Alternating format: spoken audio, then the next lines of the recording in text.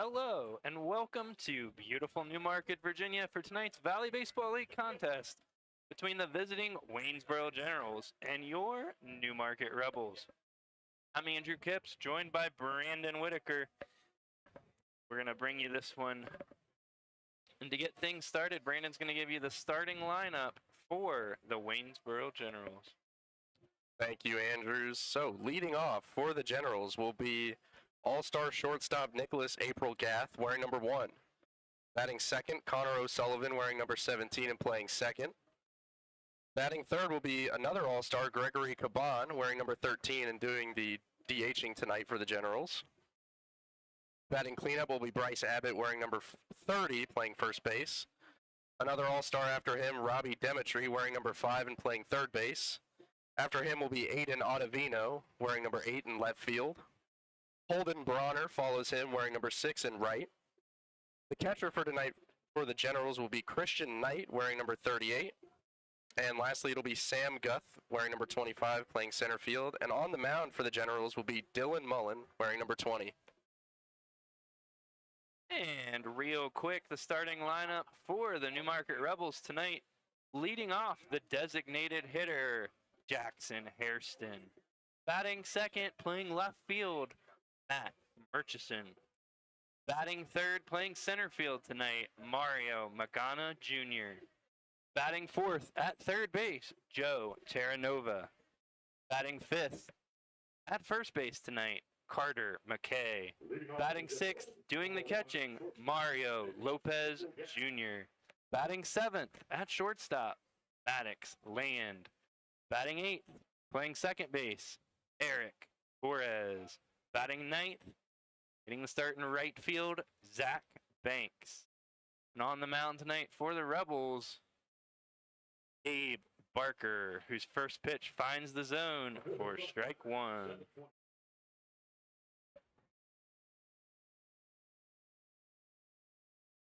Barker got the start in the Rebels' last game, which was shortened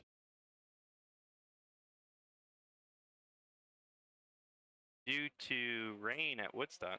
Now I'm blanking on whether that was actually our last game, but a recent game. Bit of a break with the All-Star game last night, off day on Monday. Hey, that's one way to keep your win streak going. Don't play. Yeah. Barker is ahead 1-2 on April Gath, who was a Valley League All-Star. Valley League All-Stars defeated the Cal Ripken Senior Collegiate League All-Stars 12-3 last night in Maryland.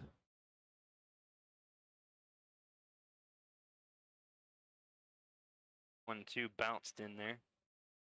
And did I read it right that that's the first time they've defeated the Cal Ripken League?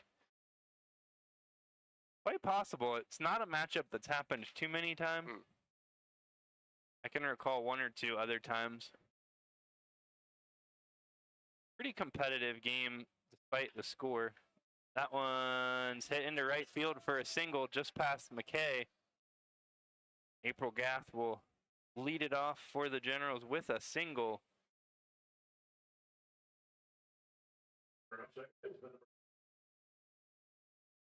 Connor O'Sullivan, next man up for the Generals.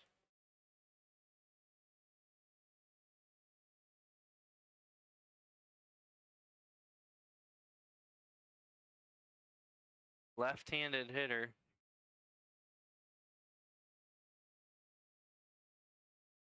Fouls the first pitch into the net in front of the home grandstand.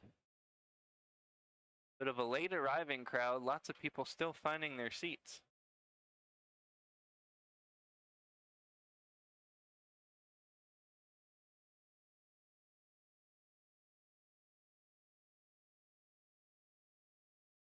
Gath was retreating to first base there as pitches swung on and missed.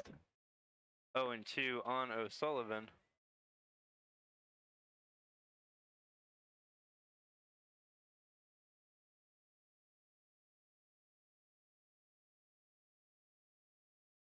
O2 popped up. It's going to get out of play down the third base line. Waynesboro comes into tonight's game with a record of 19-8. Good for the best record in the Valley.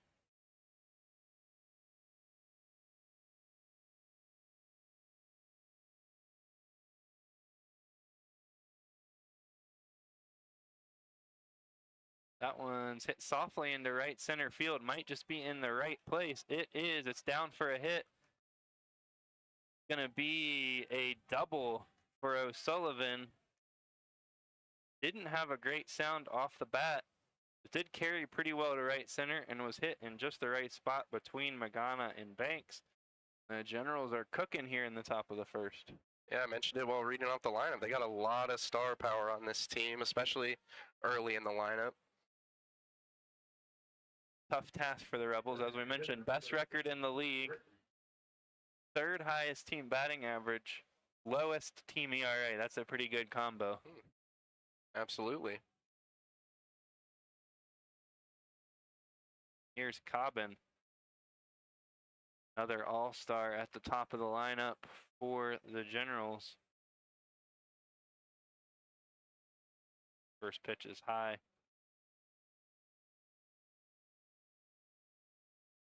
Two of the four Waynesboro All-Stars in the lineup tonight.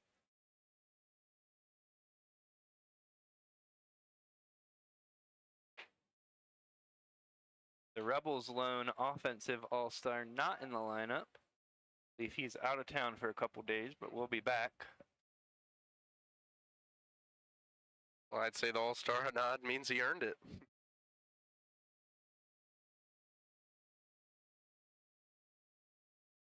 Swing and a miss, high fastball, handcuffs. Cobbin. 1-2. Barker's been working ahead in the count, but so far hasn't put anybody away.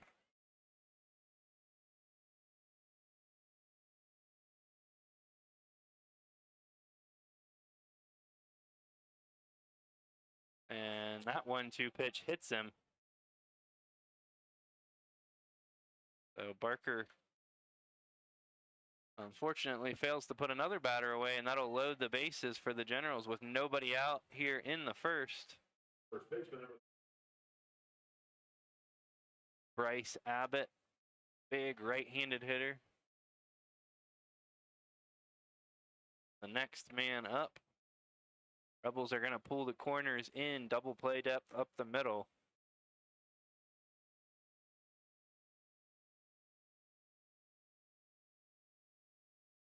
Called strike. Another hitter for the Generals with those bright yellow batting gloves. Talk about it all the time. Sometimes these guys don't have the gloves to match their uniforms. That has been a theme this summer. The bright blue has been a theme. Hit down the right field line, out of play. And as I just said it, speaking of matching uniforms, I mean, two teams here pretty much got the exact same color scheme, pants and shirt. And dark blue tops. White pants for the Rebels, gray pants for the Generals, but they're a light gray. And another two-strike pitch hits the batter. This time it's Abbott who wears a curveball. He is going to get the RBI hit by pitch. That second hit incited a big reaction from the Generals dugout over there. Obviously not on purpose, given the game situation and the fact that these teams have not played each other. Yeah. I think if you're that away team dugout, you know, after you see that second hit by pitch, of course you're going to get loud, try to get in his head.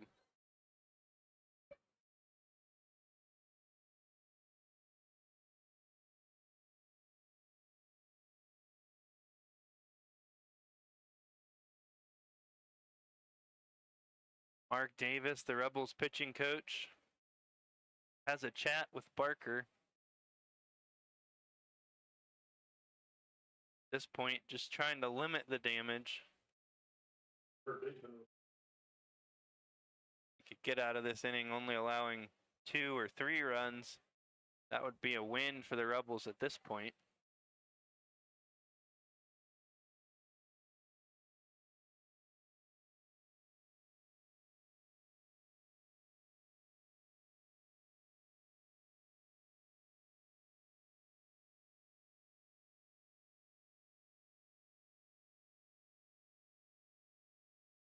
Yeah, I think that's exactly right for Barker, limiting the damage here. I think especially as a collegiate pitcher, you know, you're going to get into those games maybe in your maybe a conference matchup where, you know, it's going to be a slugfest and you just got to put your head down and, you know, accept that you've allowed some hits, but, you know, just keep your head in the game.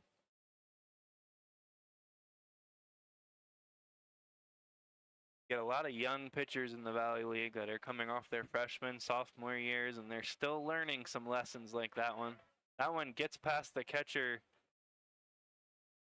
Lopez. It'll be a pass ball. Allows O'Sullivan to score.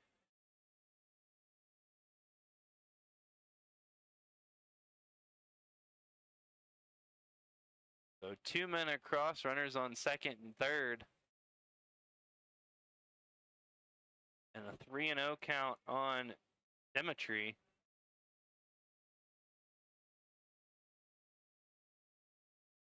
That fastball finds the zone. When Barker has struggled this year, it's usually been due to the command issues, prone to walking some people. That one misses up and away for ball 4. Bases are going to be loaded.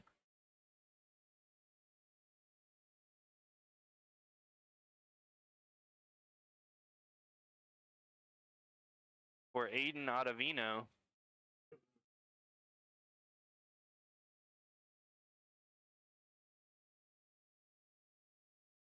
Plus side for the Rebels.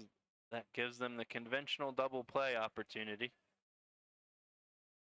Nice looking curveball, just misses for ball 1.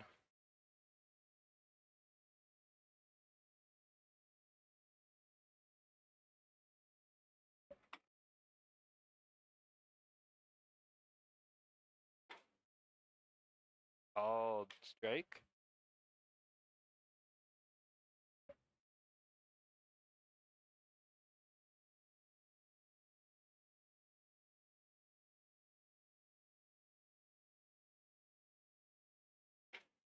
Swing and a miss on a nice fastball. Been a bit of an odd first inning, I would say, because when Barker's been in the zone, he's gotten soft contact or swing and miss, but he's just been a little bit wild and hit a couple men. Yeah, and the one ground ball softly hit to shortstop. Land's going to have to go to first. Beats it out. Ottavino hustling down the line. It'll be an infield single. Land's only play was to first. Ball just was not hit very hard. Nothing Land could do.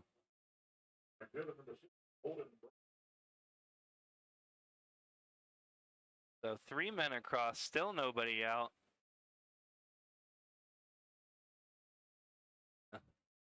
Unfortunate continues for Barker. That one's popped up on the infield. Should be an infield fly.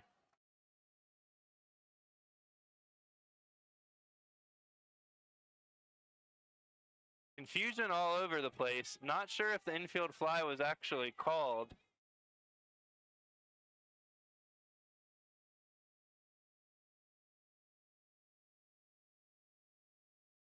Batter was, I never saw an out call on the field, but now he's called out.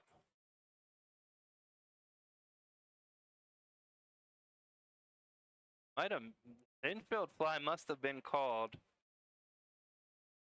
Bit of an odd play there, so it'll be a P3, even though the ball wasn't caught. Third baseman, or first baseman was closest. And then the pitcher threw to the second baseman for the second out. There's a ground ball up the middle to Land. Fielded, throws across. Nice play. 6-3 is the putout to retire Christian Knight, who we did not even have time to announce. Bit of a crazy sequence to end the inning there for the Rebels. They get out of it with only allowing 3 runs on 3 hits. There were no Newmarket errors. 2 runners left on base. We'll be back for the Rebels half of the first inning on the other side of this break.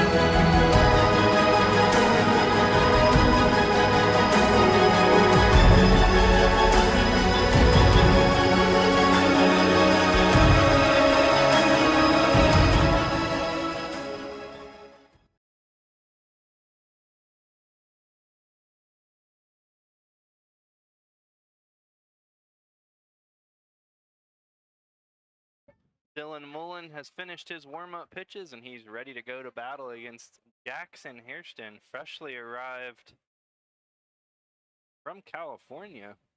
Flew in yesterday.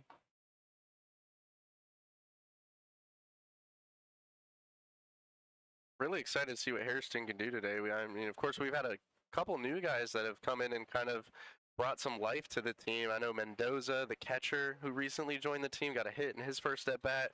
Carter McKay, who we'll see later on, has been having a few strong games so far. And Matt Murphy from Campbell. Kind of halfway through replacement players to backfill some holes. Has been some natural roster churn, and Hairston's got a hard hit single to start his campaign in the Valley. Leadoff man on for the Rebels.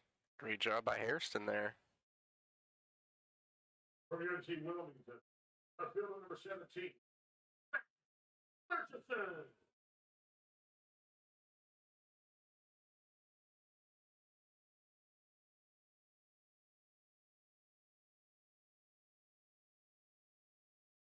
First pitch to Murchison misses for a ball.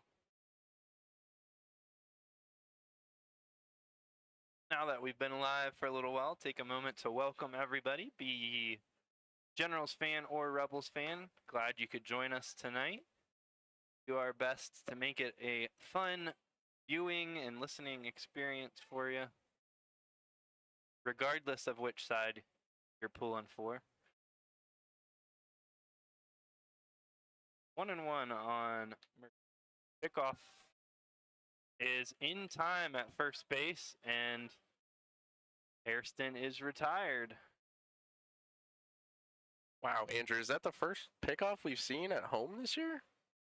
I believe so. I think there was one on an away game. Very good heads-up play by Mullen there. Yeah, quick move to first, and Hairston not quick enough getting back to the bag. Murchison takes an outside pitch for called strike 2, 1-2.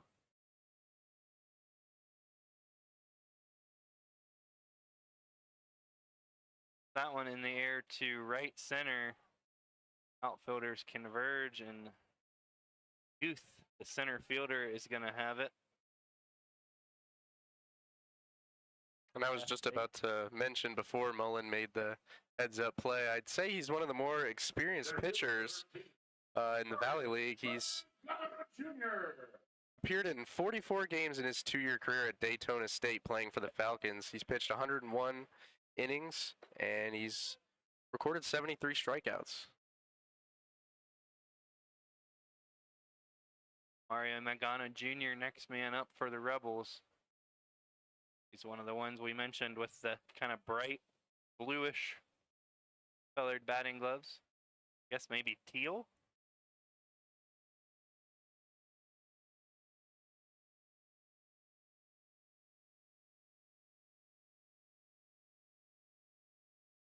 Magana's average has dropped a bit as the season went on, but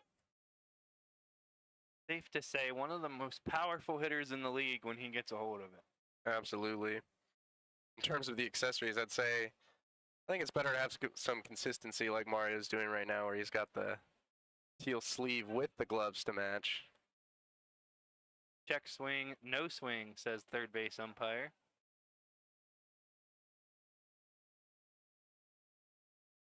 Magana has hit a couple of very long home runs for the Rebels, a couple over 400 feet estimated. Rips that one down the right field line. It's going all the way into the corner. Magana's on his horse. He is going for third. Should be in without any trouble. He is upstanding at third base. So a 2-out triple for Mario Magana. He actually took off his elbow guard while running to first. Yeah, just flung it in the air a little bit. From Southeast Missouri State, third baseman number 5, Joe Terranova. Joe Terranova, Southeast Missouri State. Next man up for the Rebels. Been swinging a hot bat as of late. Pops the first pitch up down the first baseline. It's going to be out of play just behind, actually just off the roof of the Generals dugout.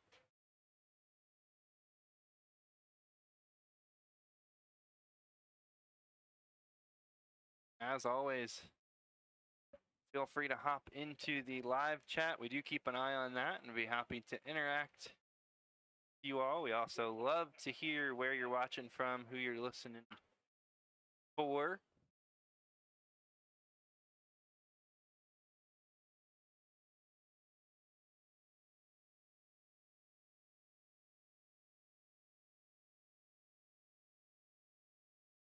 Oh and 2 on Terranova for a 2-out RBI hit here.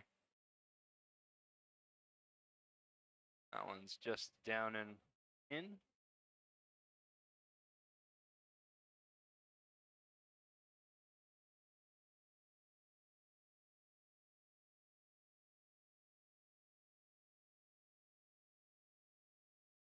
That breaking ball misses just outside. 2 and 2. Carter McKay waiting on deck. Also been swinging a hot bat through his first few games here in Newmarket.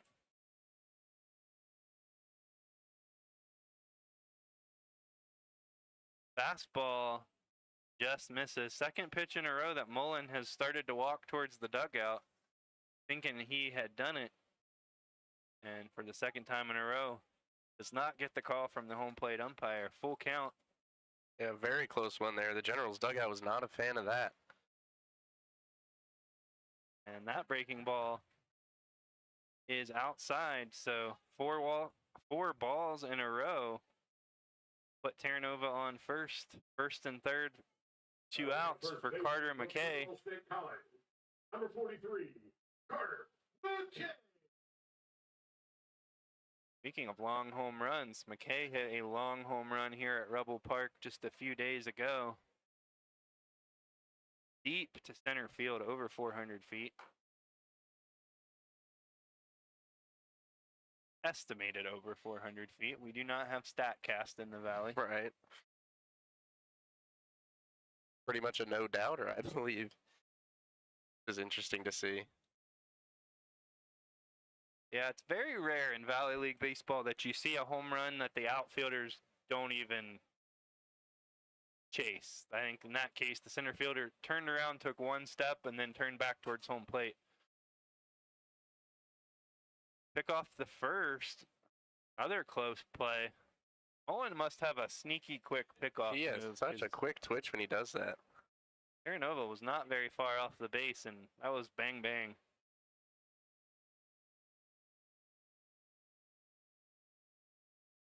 Just misses for a ball. Terranova hasn't been a huge stolen base threat.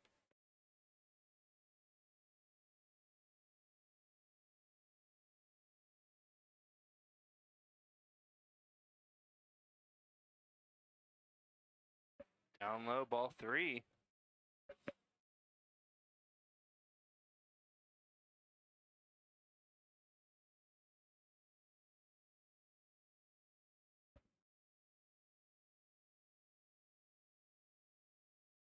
And that one bounces in, ball 4. That'll load the bases for Rebel catcher Mario Lopez Jr.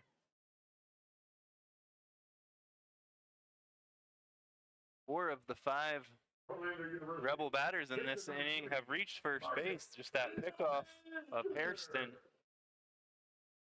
Yeah, and I want to say great job by McKay there. You know, during the Rebels' recent losing streak, I mentioned it on a couple broadcasts how when the runs weren't coming in, you know, the batters would get up to the plate and get a little bit antsy. You know, they might not be as patient as they usually would and wouldn't draw the walks that led them to so much early season success. But that was a great plate appearance from McKay. Shown a selective eye, I would say, so far. Shown he can hit it, but he hasn't chased a lot either.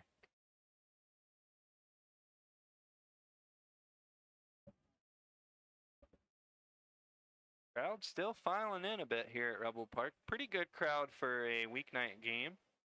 Waynesboro traveled fairly well for having about an hour's trip. And we're ready for some more action. That one up and away. I think one of the things that has led to the general success this season is really limiting the walks. By far the least walks of any pitching staff.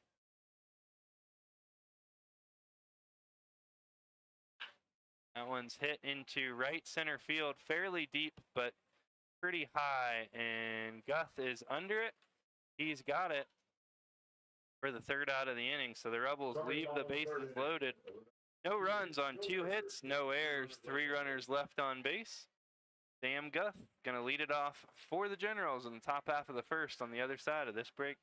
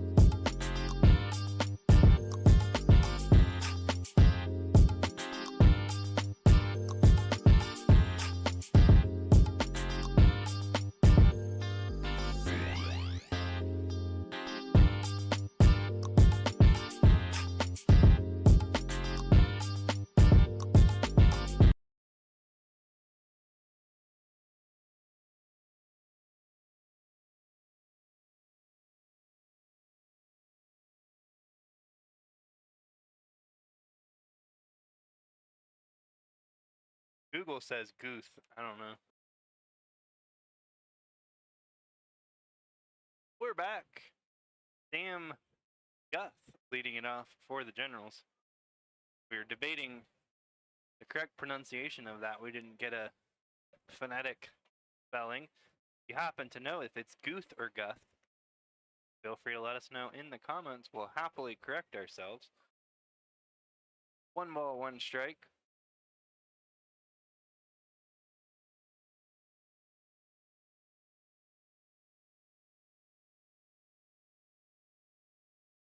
See if Barker can settle down a bit here in the second. Was kind of oddly effective in the first, but then just couldn't make the pitch to get out of an at-bat. Head of multiple hitters before giving up some weak contact for hits or hitting batters. Nice play by Joe Terranova there. 5-3. I guess one lone bright spot is after you generate the ground out from Guth, you've already seen the whole lineup, so. That does indeed turn the lineup over for the Generals. We're back to Nick April Gath.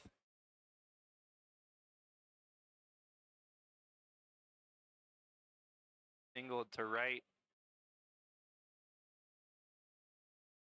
Bunts. Throw goes into right field. Be a single for April Gath. Fielded by Barker, the pitcher, spun.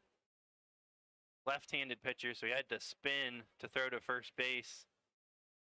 Thought there might be time for a play, but Gath was already through the bag by the time the throw arrived. Connor O'Sullivan to the plate with 1 out, and April Gath on first.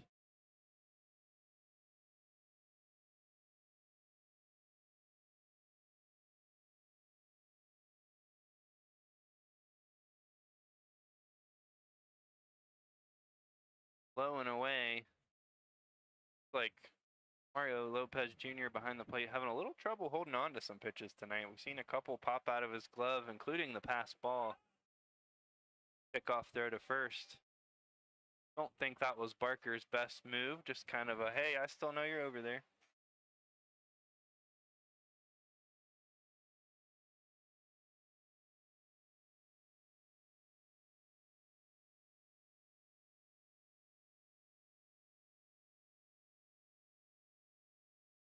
Fly ball to center. Magana's got it. Throws it in. We had one comment that said, Guth rhymes with Ruth. Well, there you go.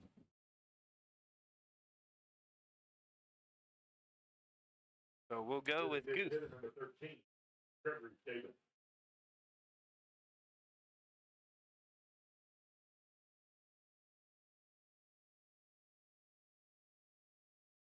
Aben next up. Outside for a ball.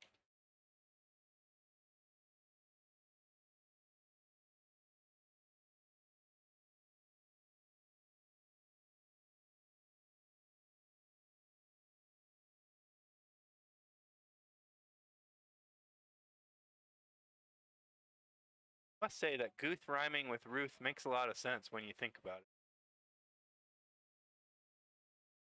Bit of a whiff on my part there to get things started.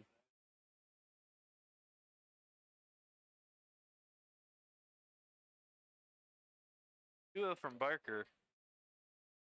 Bounced in front of the plate. 3-0.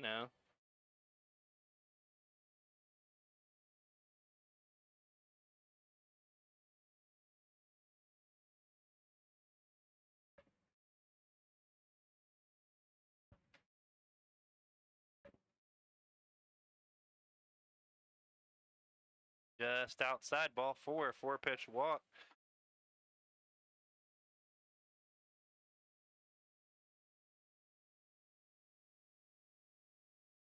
That'll bring up Bryce Abbott. First baseman number 30, Abbott.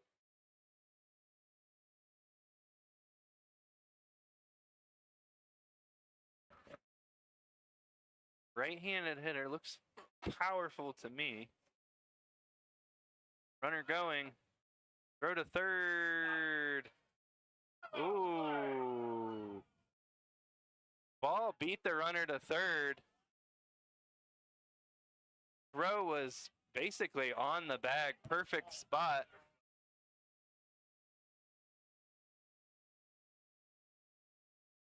Coach Charlie Shepard out to argue that one as much as you were allowed to do so in the Valley League. Bit flabbergasted. I think Mario Lopez Jr. flabbergasted as well.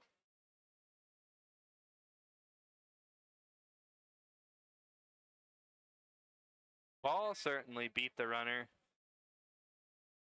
Appeared to be right into the area where he was sliding into the bag.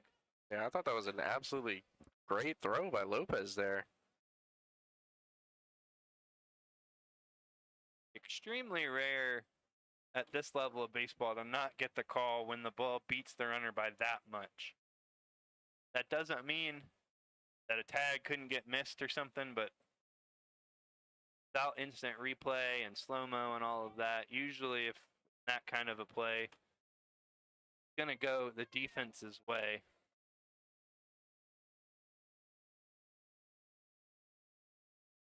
So 2-0 on Abbott, runners on first and third, 2 outs, playing in the top of the second inning here in Newmarket. Generals holding on to a 3-0 lead.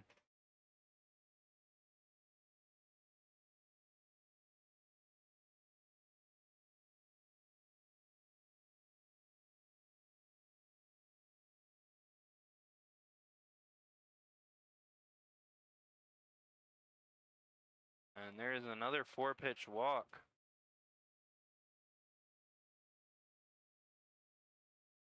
Barker once again finds the bases loaded. This time there are 2 outs.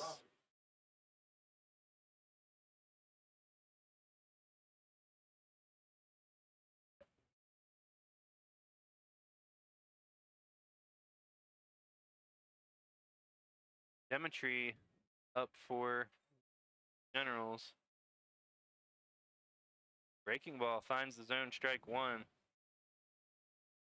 Chance to really blow this one open. An extra base hit.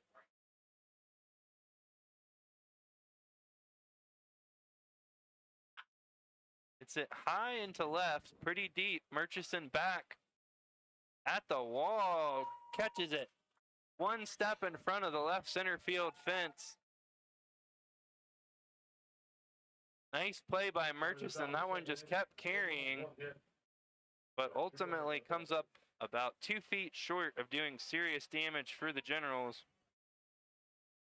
They score no runs on 1 hit, no errors, 3 runners left on base. We'll be back for Maddox Land and the Rebels in the bottom half of the second in just a moment.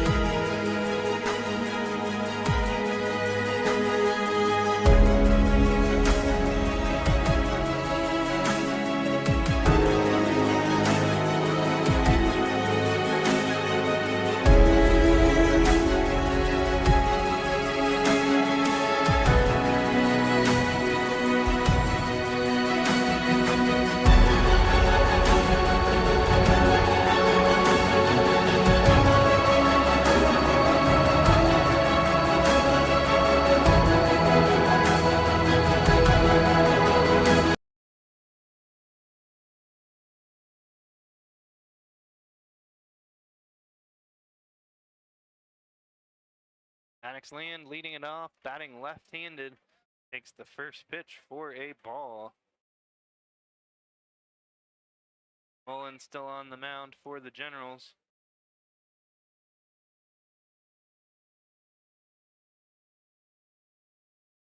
Lane tries the bunt, comes up empty. 1-1. Eric Torres on deck.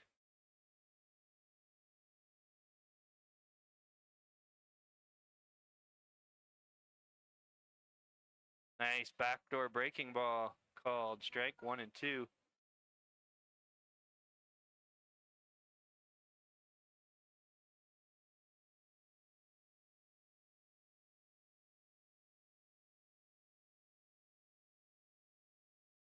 Strike 3 requires the throw down to first. It is completed in time. Leand, the first out of the inning. Catching up on the YouTube comments. We can give you some pitch speeds. Palm Beach State College. Number 6, Torres. Got some fans from Waynesboro and from Tuskegee.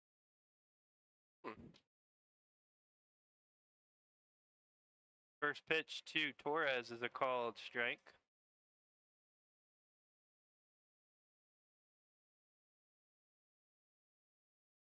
Swing and a miss at a breaking ball. That one came in 74 miles an hour.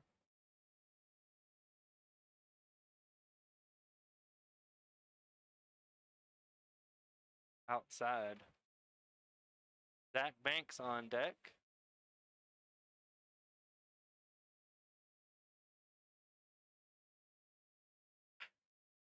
Ground ball softly hit the third, scooped, throw across. Nice scoop at first base by Abbott. Torres goes down.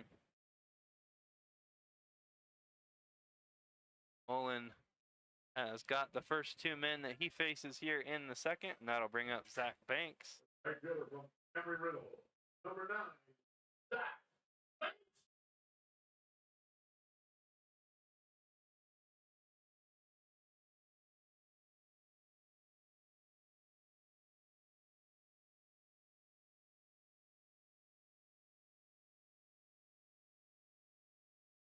Nice pitch for a strike. Start things off to Banks. Second pitch just a bit out.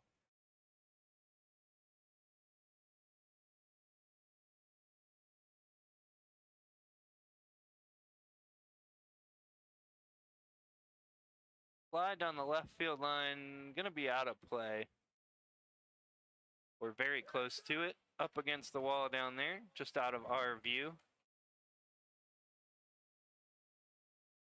And we can absolutely get some Gabe Barker pitch speeds the next half inning.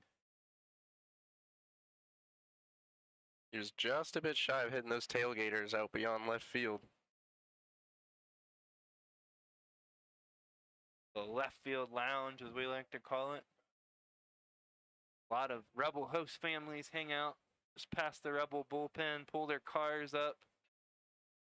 Some even sit in the back of their pickup trucks and lawn chairs, watch the game.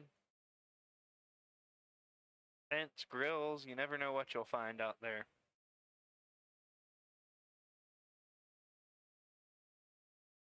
Swing and a miss. Banks goes down swinging. And the Rebels go down 1, 2, 3 in the second. Sorry about it. We'll be back for the third in just a moment.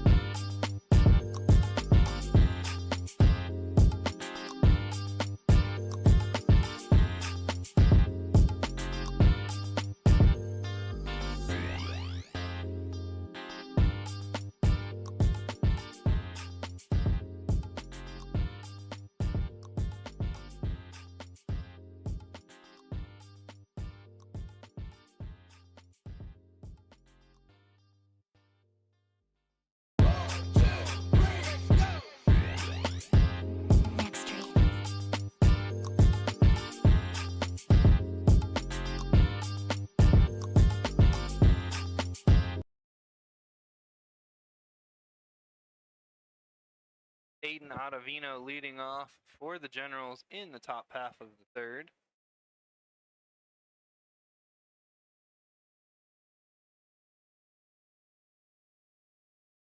Called strike from Barker.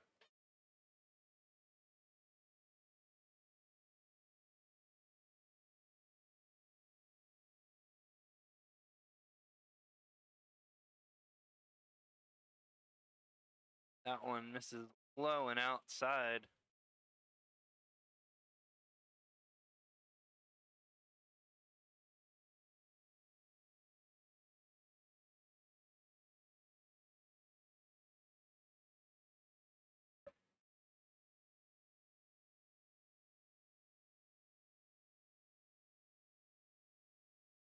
Swing and a miss. That one in the mid 80s from Barker.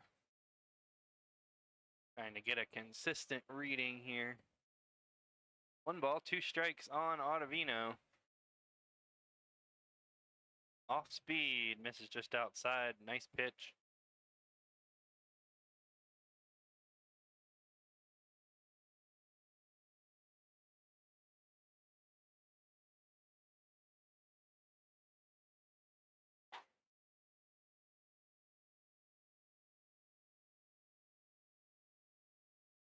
Barker just misses again. Full count on the leadoff man.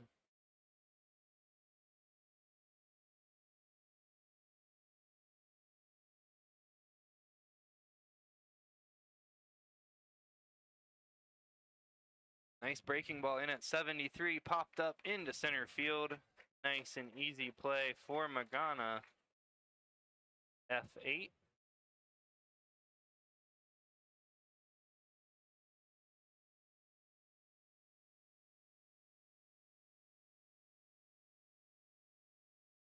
Right there. Hold it.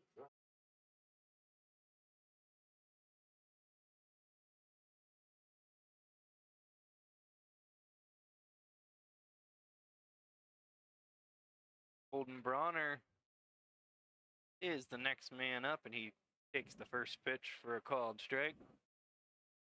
Andrew, I'm noticing a very strong contrast between the 2 starting pitchers for each of these teams. As I mentioned earlier, Mullen already played 2 years in college, over 100 innings pitched. Barker, on the other hand, only was available for 5 games last year at St. John's River, and he was unable to make an appearance on the mound. And kind of seeing the difference in experience show very early in this one. Ground ball to land, has it on the backhand, throw across in time to get Bronner 6-3.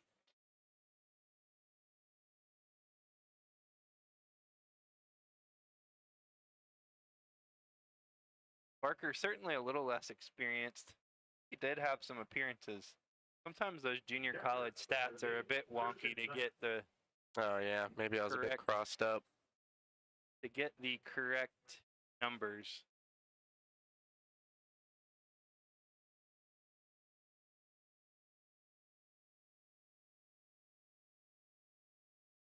First pitch called strike.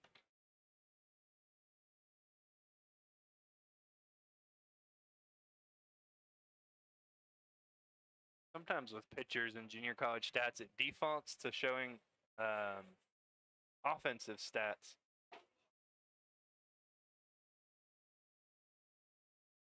Ah, yeah. Always defaults to those hitting stats. 1 ball, 1 strike on Knight. Nice curve for a called strike. So Barker 1 strike away from his first 1-2-3 inning.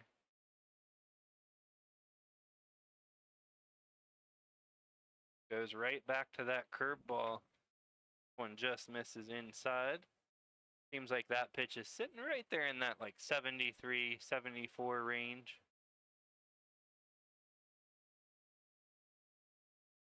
Two. Goes back to it again and gets a soft fly ball to Banks and right. He's got it. And there is the 1-2-3 inning for Barker and the Rebels. Jackson Hairston get his second chance at the plate. in the bottom half of the third on the other side of this break.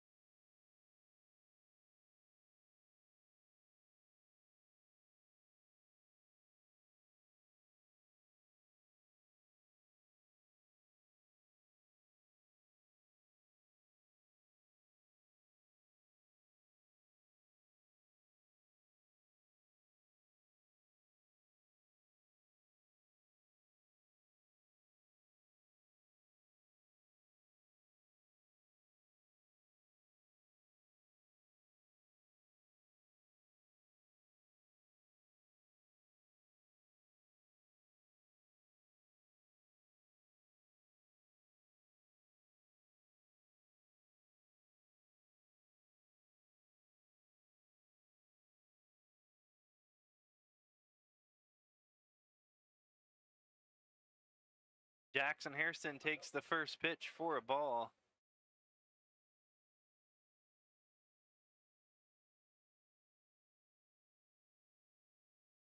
Second pitch also misses outside for a ball. 2-0.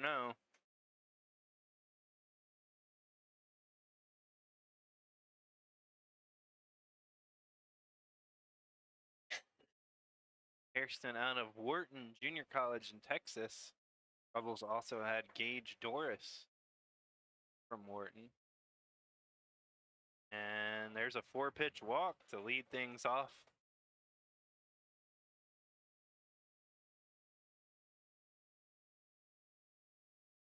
What a debut for Hairston, getting on base in his first 2 appearances. Over at the left fielder from UNC Wilmington. 17. Richardson. Hairston singled in the first and was picked off. If he's a little more careful this time. First pitch, Murchison in there for a strike.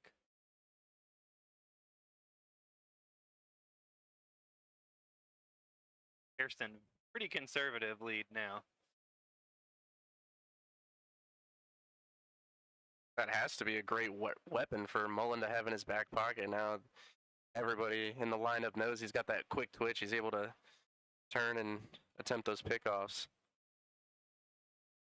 Not very often you have a right-handed pitcher that's a threat to really pick a runner off, but came close a couple times there in the first.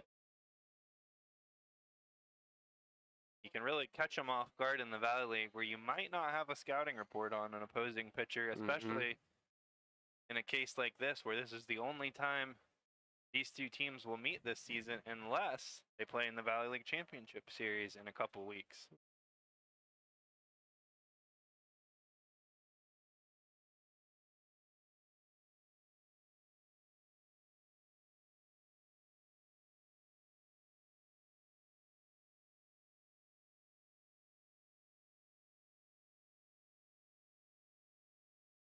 One, two, fouled at the plate. Looking at the standings, Waynesboro 19-8, as we mentioned, pretty much a lock. Make the playoffs in the South. The playoffs started today. They would host the Tom Sox in the first round. Rebels 13-13, third place in the North. Popped up down the third base line, just gonna get out of play. I believe the Tom Sox had quite a climb in the standings. South is a bit interesting as there's 2 teams significantly over 500 and then 4 below 500.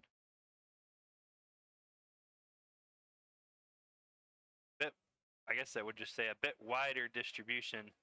9.5 games between first and last place. Line into center field for a hit. Hairston's got to get on his horse to get to second as he had to hold up. But there is no play, and Murchison has a single.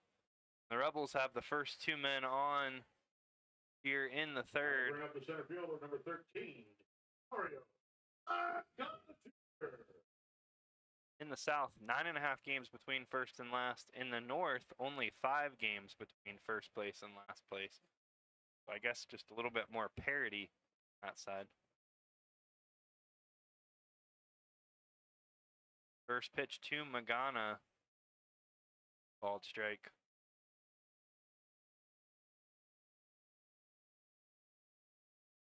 Hit a stand-up triple in his first at-bat. Frozen rope down the right field line.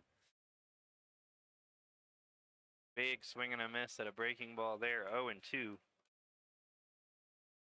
Magana always an aggressive swinger.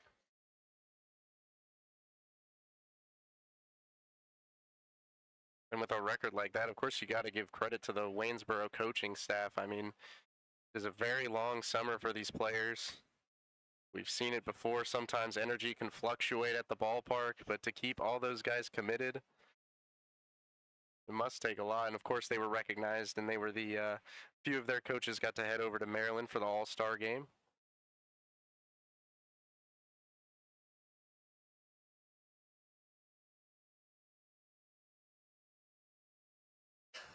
Magana takes that for ball 2.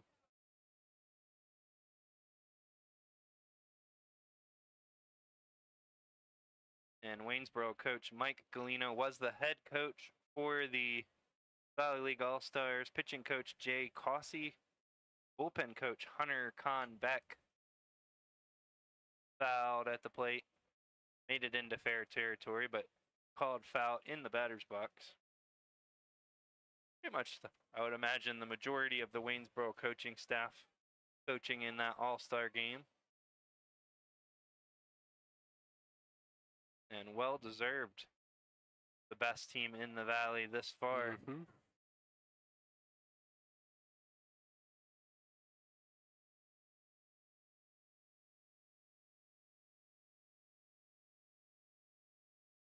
Two to Magana. Low and away, ball 3.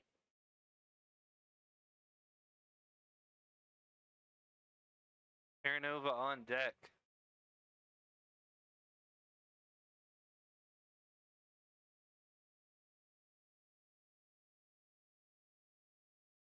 Count pitch, outside. 4 balls in a row to Magana. And the Rebels have the bases loaded with nobody out in the third.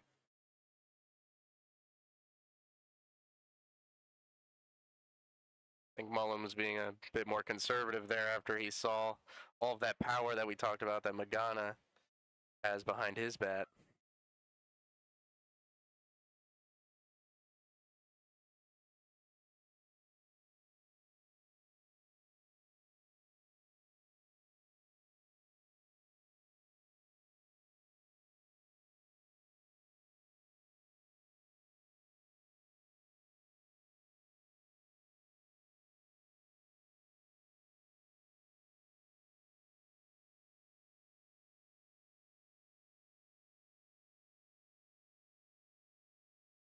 Got a visit to the mound.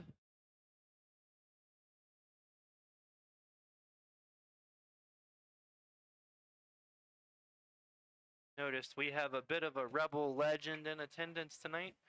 Austin Gisriel, former Rebel board member and author, wrote the book Safe at Home, A Season in the Valley, which chronicled the 2008 season here in Newmarket. That is available on Amazon if you Number 3rd baseman from Southeast Missouri State. were interested in checking that out. Terranova. I won't give too many spoilers, but I will say that if you were going to follow a season, that was a particularly eventful one to follow. I'm going to have to check that out later. Swing and a Miss. I believe it's pretty reasonably priced on Amazon, but it is a bit tricky to find. It's not real high in the algorithm as far as search results go, but I believe it is out there.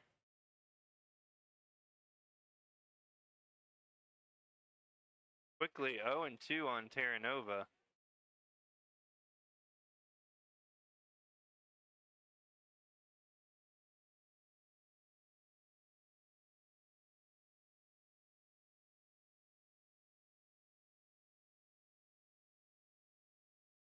And Terra Nova goes down swinging on 3 pitches.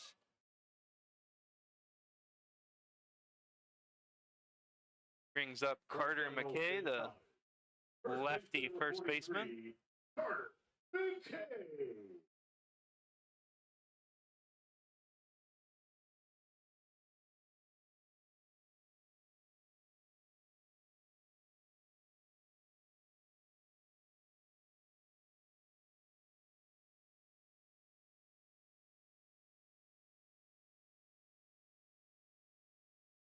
First pitch to McKay.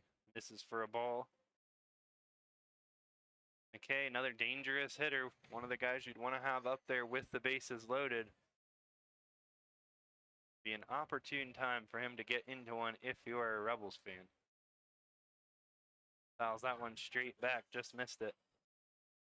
Yeah, McKay already has 3 hits and 3 RBIs in his first 2 games as a Newmarket Rebel.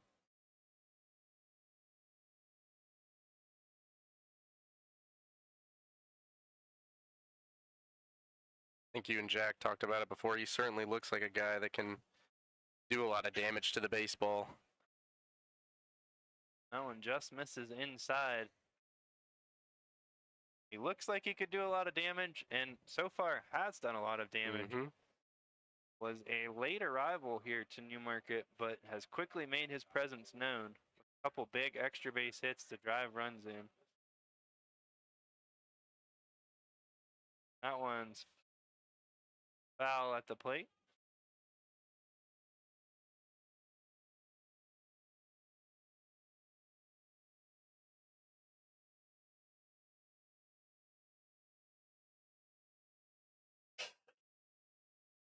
If you're interested in Summer League Baseball or the Rebels in general, that 2008 Safe at Home a Season in the Valley, definitely worth the read. Only $2.99 on Amazon if you get the ebook, so not a huge investment to check it out.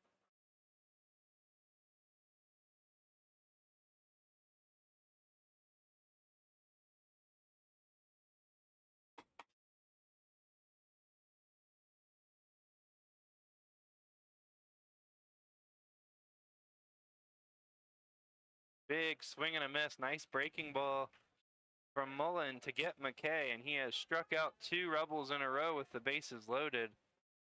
Mario Lopez Jr. From Lander University, catcher number 3, Mario Lopez Jr. Going to be his second chance tonight with the bases loaded. Slide out to center, similar situation back in the first. We just mentioned it. Waynesboro has the, it's the all-star pitching coach and bullpen coach. Whatever they said to Mullen in that meeting, he's certainly taking it to heart, and it's paying off for him with 2 straight strikeouts. Can't argue with that take.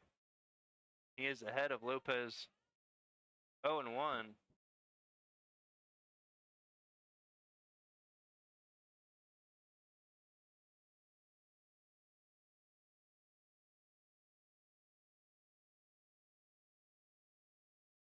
Oh, and 2 as that one's fouled off down the first base line.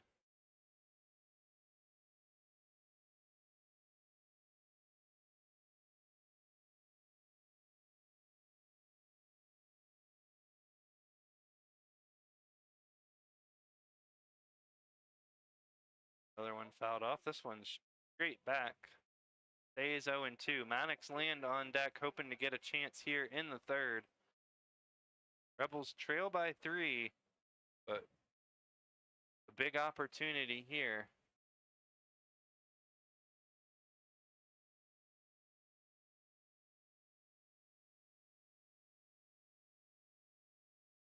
In the dirt for ball one. Starting to be some action in the Waynesboro bullpen.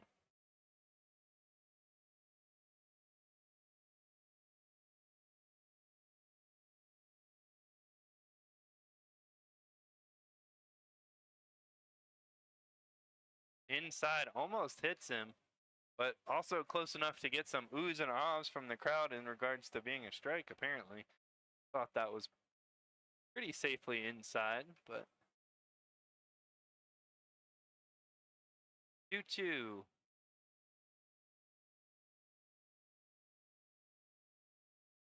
Hard hit ground ball to shortstop. Takes the easy throw to second base, so it'll be a fielder's choice to end the inning for the Rebels at the plate. No runs on one hit, no errors, 3 runners left. Sam Maguth will lead it off against Gabe Barker in the top of the 4th.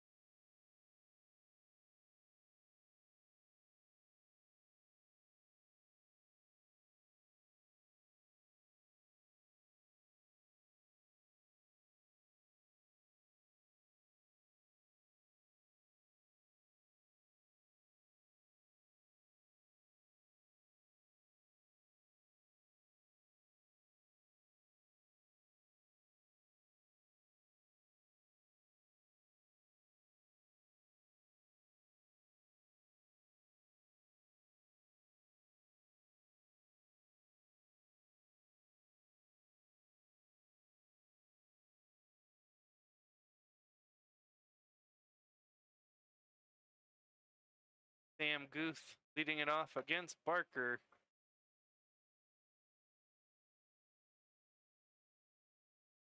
Got requests in the chat for more pitch speeds. So we're going to try to do a half inning of Barker at pitch speeds here where we'll give you the majority, but possibly not all. 84 just off the plate for ball 2.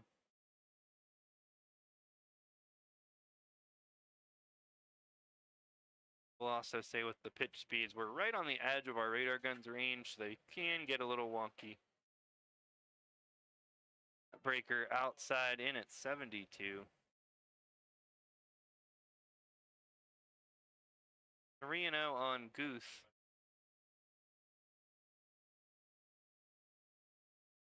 Again, 83 called strike.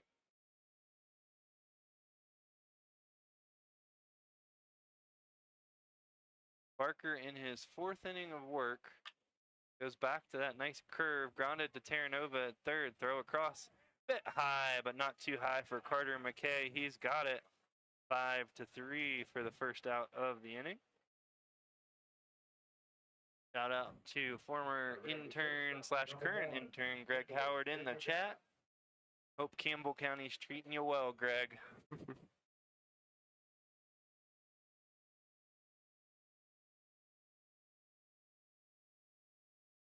April Gath getting his third at bat. 70-mile-an-hour breaker in for a called strike.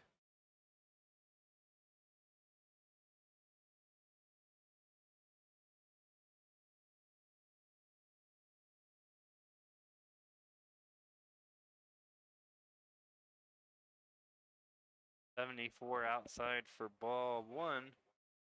1-1. Starting to be a little bit of action in the Rebel bullpen as well.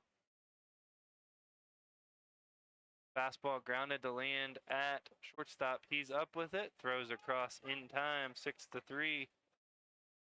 Second out of the inning. Brings up Connor O'Sullivan.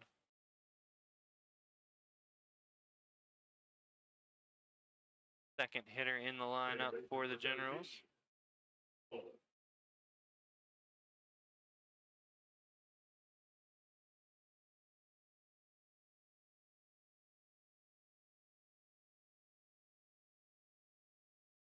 Breaking ball misses. Low and away, ball one.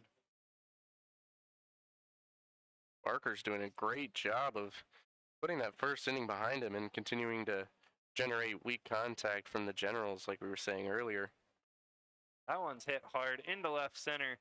Pagana is going to be able to cut it off and hold O'Sullivan to a single. Probably the hardest hit ball of the night for the Generals.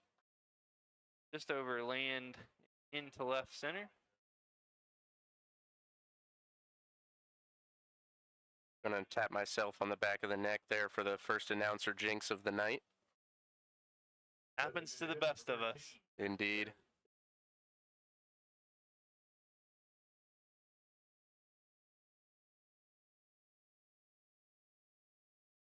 Gregory Cabin, next man up for the Generals. Fastball in at 84, swung on and missed for strike one. Barker ahead in the count.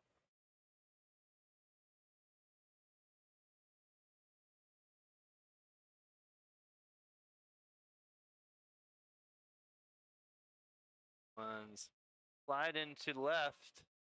Magana is able to run it down, kind of a lunging, diving catch in left center field. Murchison helps him out, gathers his hat, which came tumbling off. Barker gets through the fourth inning. He's put up 3 zeros in a row, and the score remains Waynesboro 3, Newmarket nothing. We'll be back for the bottom half of the fourth in just a moment.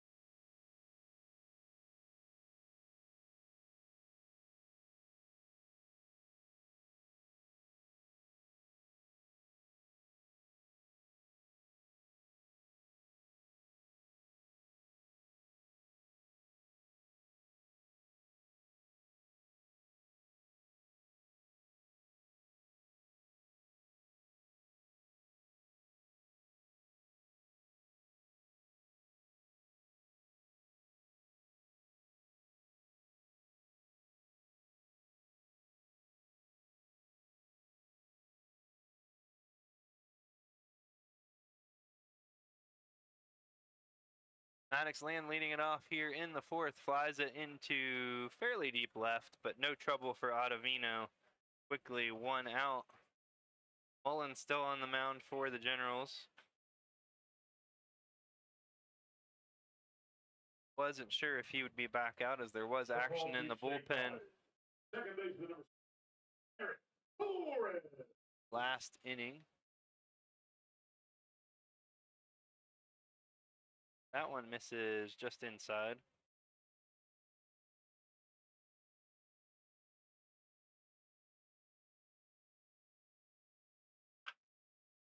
Softly hit ground ball to second. O'Sullivan up with it. Quickly, 2 down for the Rebels. Zach Banks is going to look to keep the inning alive.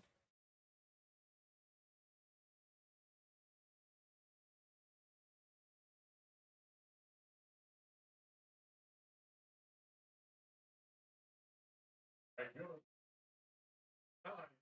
Zach.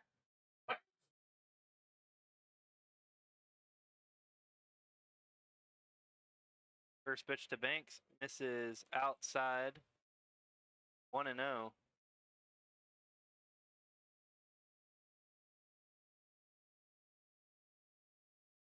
Fastball finds the zone. 1-1.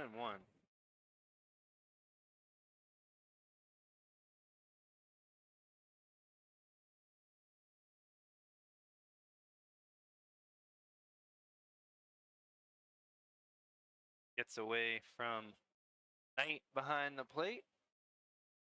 Hairston waiting on deck.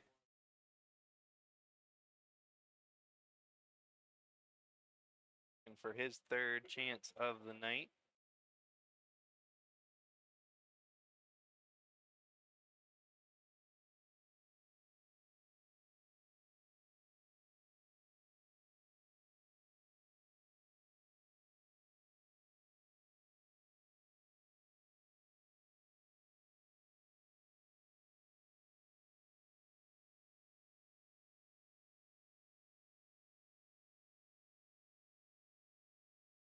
Two, just inside. Full count for the Rebel 9 hitter. No activity right now in the Rebel bullpen. Ball forward just outside. Banks is on. So Hairston will get his third at bat of the night. Or third plate appearance of the night as he drew a walk his last time. Designated hitter from Washington College. Number 24, Jackson Hairston. Hit the ball hard to lead the game off for a single to center. And then didn't get anything to hit in his second at bat. Took 4 balls in a row for a free pass.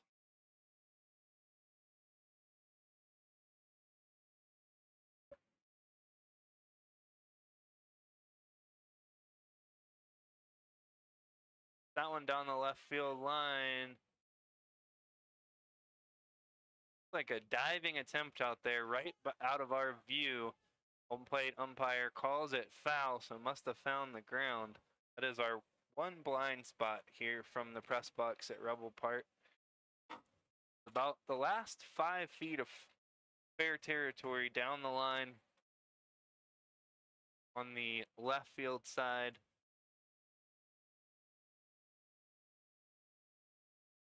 There we see about the first 50 feet of the line after the infield dirt, and then it is obscured by the roof of the dugout.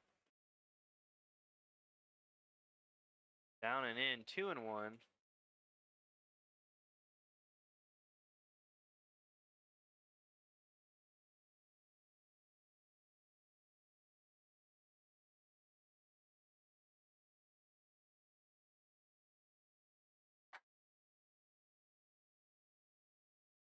Another ball, 3-1.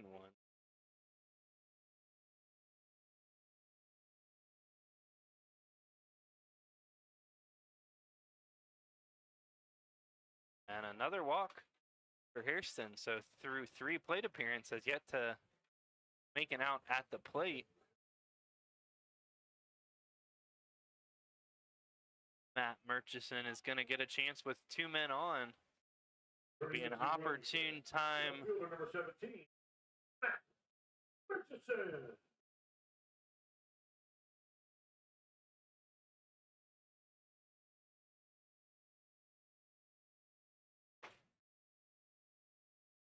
First pitch to Matt, called strike.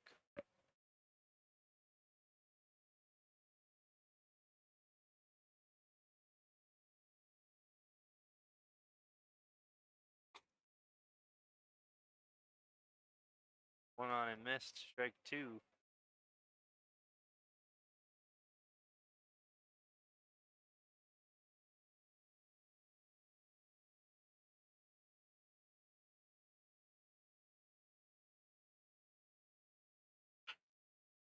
Grounder, just foul. Past the first base bag.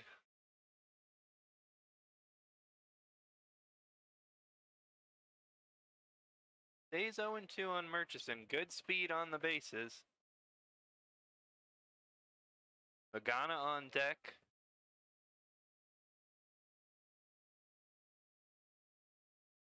That one's bounced in there for ball 1.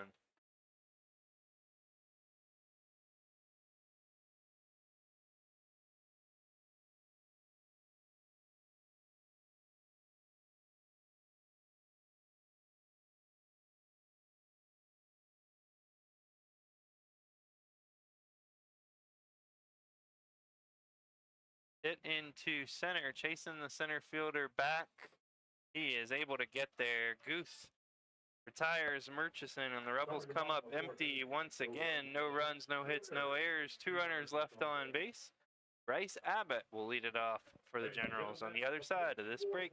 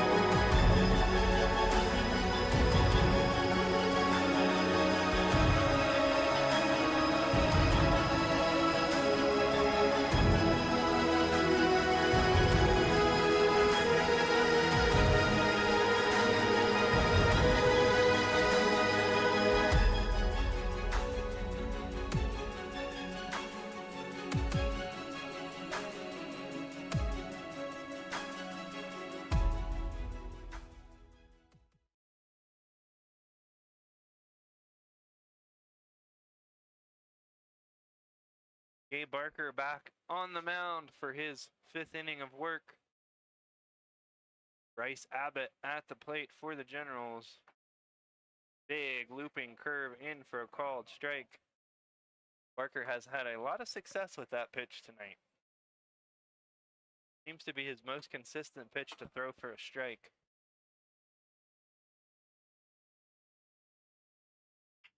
Goes right back to it. This one's looped into left for a hit. Ball's in just between Land and Murchison. Leadoff man on for the Generals. Another case of soft contact. Finding the right place to land out in the outfield.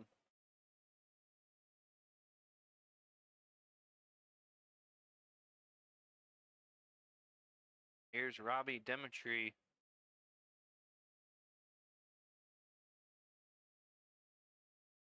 That one clips him on the ankle as it's going by on back side of him, or the opposite side from home plate, hit by pitch, and very quickly, Generals had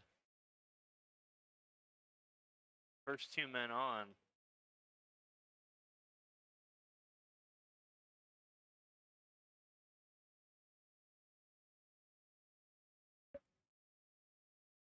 Ottavino up, two men on, nobody out. Parker in a bit of trouble. Goes bunt. Gets it down, but foul.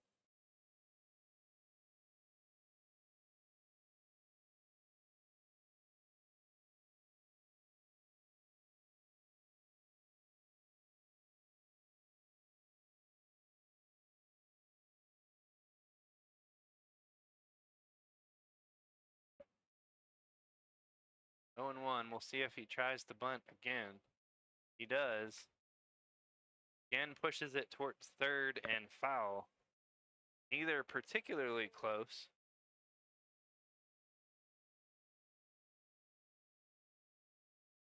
Looks like he's trying to emulate the bunt that April Gath got where he put that slow roller towards third. The perfect spot. 0 and 2, so the bunt most likely will be off now. Breaking up the middle. Torres fields it, steps on the back, throws to first. It'll be the 4-3 double play. Parker reached his hand out, almost knocked it down. Nearly snagged it barehanded there. Lucky for him, he did not, as Torres was there to turn the double play. Abbott does advance to third, but you'll take that if you're the Rebels. 2 outs, only 1 man on for Holden Bronner.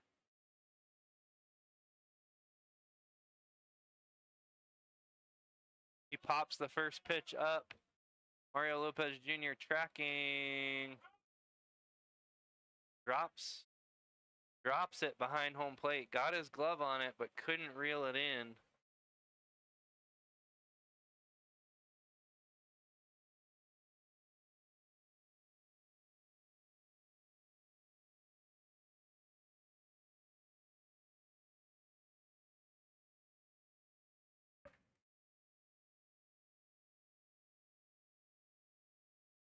That one broken back grounder, just foul. Bronner gonna toss it to the dugout and get another one.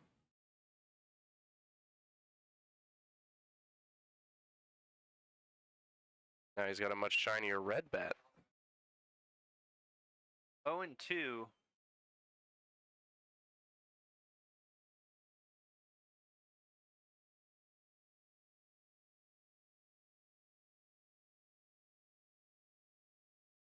Breaking ball fouled off.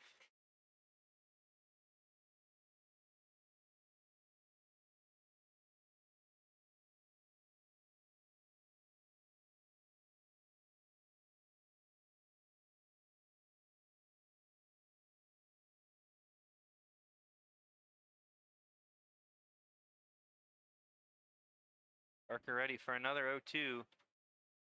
Check swing. No swing. Wasn't particularly close. At it.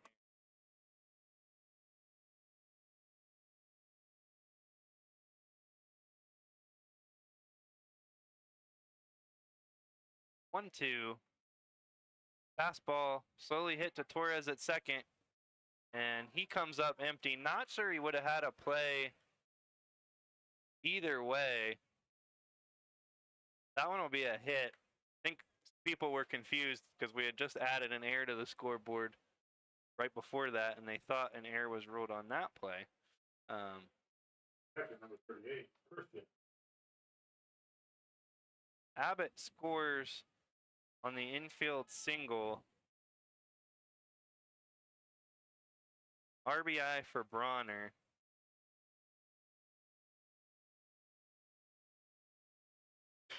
First pitch tonight, called strike.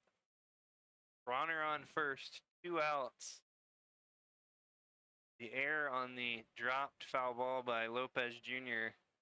cost the Rebels a run.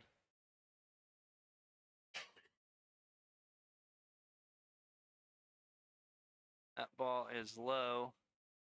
Rebels as a whole have struggled a bit with some defense in the last few games, especially a couple of those losses here at Rebel Park a week or so ago. Yeah, and especially you'll have some of those defensive struggles when you have some of those new arrivals coming in, slotting into new positions. You got to get used to, working with each other in the field, in the infield, and the outfield. And especially these pitchers and catchers, they've been having to get used to a bunch of different tandems over the course of the season.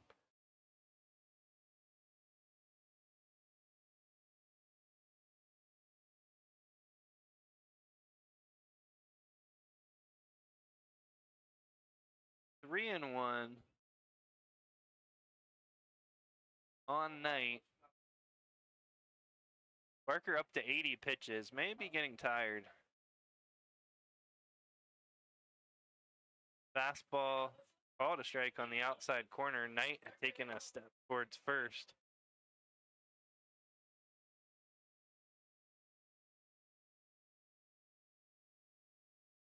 Full count, so the runner on first will be in motion with the pitch. There he goes.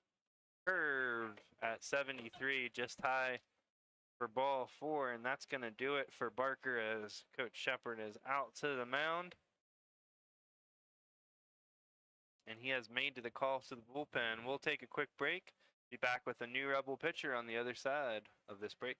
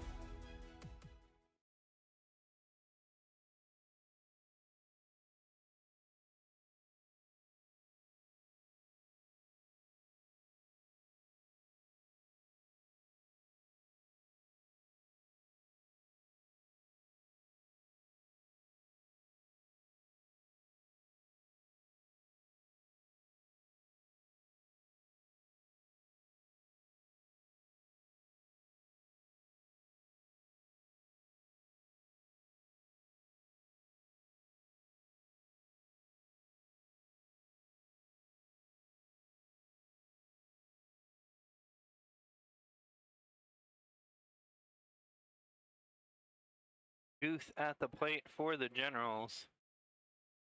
Fouls the first pitch off.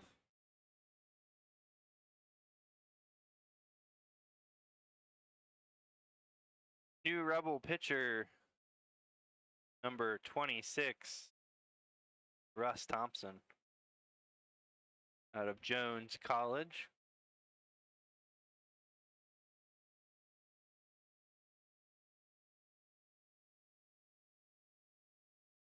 Junior college that made it to the D2 Junior College World Series.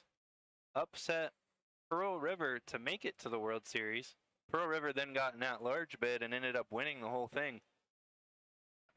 But certainly a feather in Jones's cap to have made it that far and to have defeated the eventual national champions at that level. Thompson is ahead 1-2 on Guth. He's a relative newcomer to Newmarket, was scheduled to come in halfway through and did so.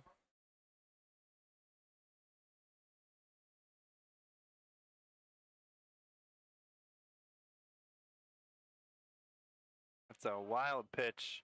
Outside is going to allow both runners to move up 90 feet. And Russ Thompson is another Rebel pitcher that's going to be looking for to gain a lot of experience here in his short stint in Newmarket. Last year for Jones College, only made 7 appearances with 4 1/3 innings pitched. Should have lots of opportunities down the stretch. Rebel pitching staff starting to get a little bit thinned out.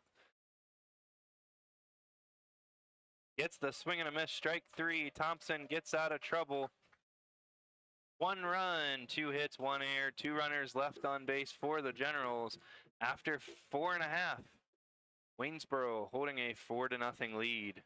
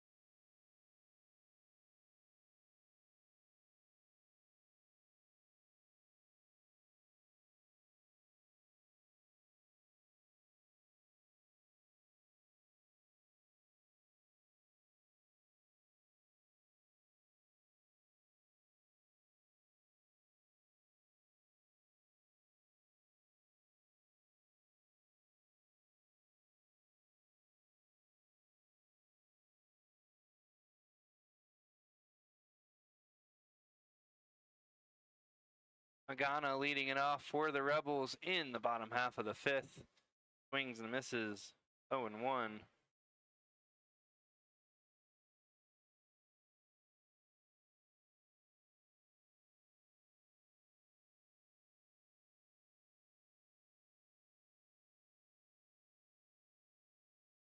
Takes a called strike on the outside corner.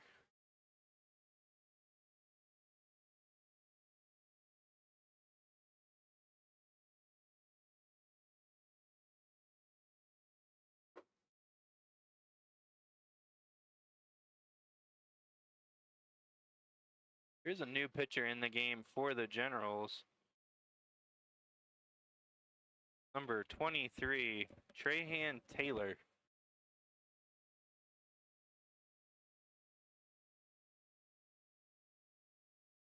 Right-handed pitcher.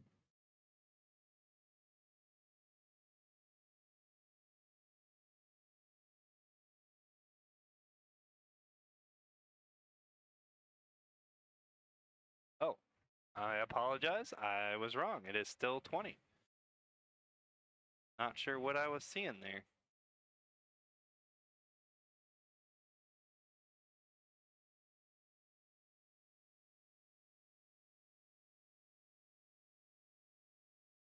Miss. No, I'm glad I was corrected. I don't know what I was seeing, thinking it was 23. He is warming up in the bullpen, number 23, but has not entered the game. That might be sleep deprivation, Andrew talking. Full count. Ball 4. Magana on base once again.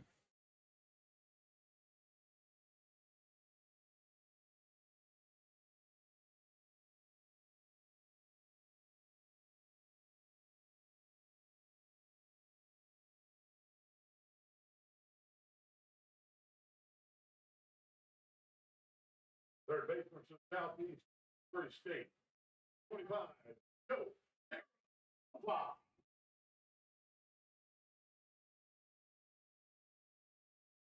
Joe Terranova takes strike 1.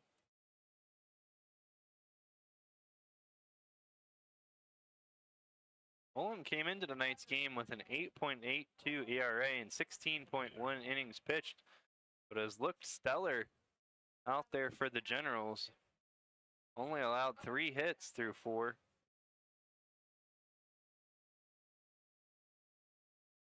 He is approaching 100 pitches, so certainly won't be in there too much longer. 0-2 on the swing and a miss. Struck out Terranova on 3 pitches last at bat and ahead 0-2 here. Might just have a deceptive look to Joe's eye. Just inside.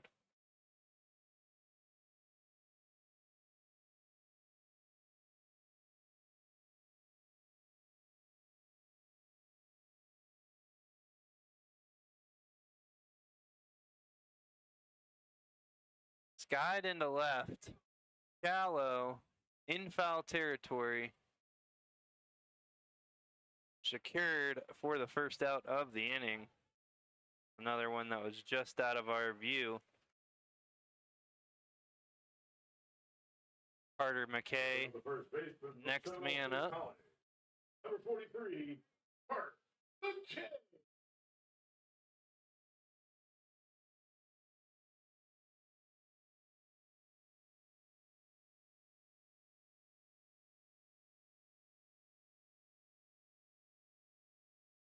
Swing and a miss on what was the 100th pitch of the night from Mullen.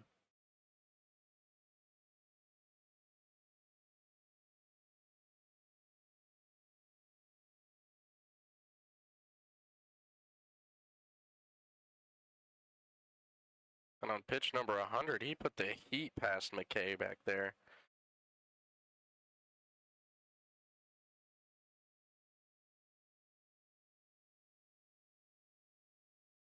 Fouled towards the Generals' dugout.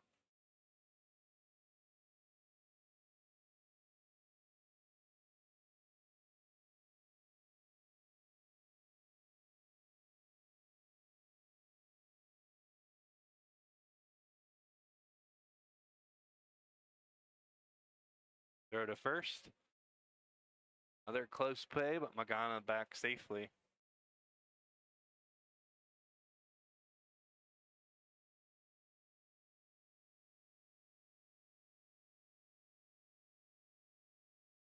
Low ball 2.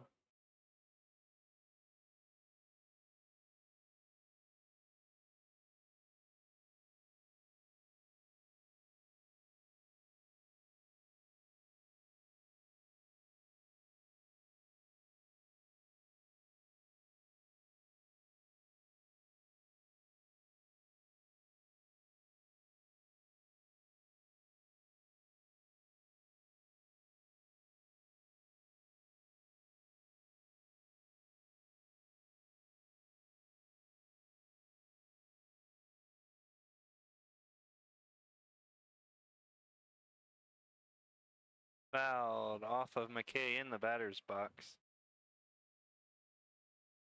Mentioned earlier in the broadcast that McKay has brought a much needed spark to this Newmarket Rebels offense these past 2 games. And the Rebels could really use a hit from McKay here to provide that spark again.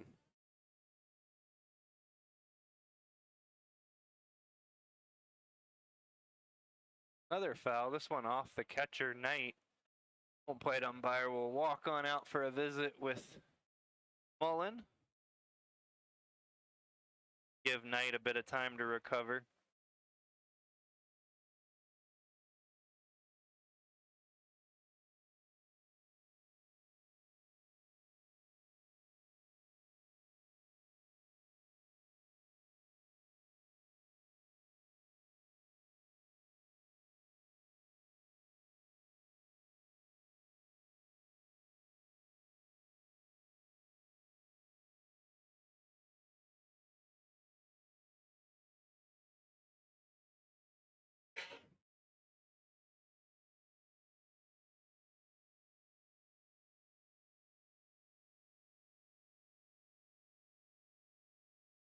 Time for another 2-2 pitch.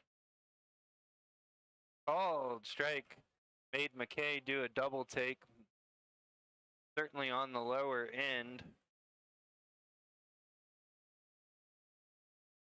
I think that'll be it for Mullen, as he is very close to the pitch limit. Yeah, McKay certainly made him work for that one. What a night for Mullen.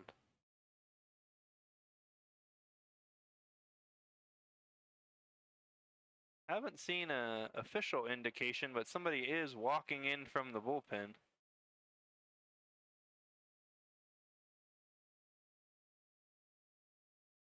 Ladies and gentlemen, pitchers.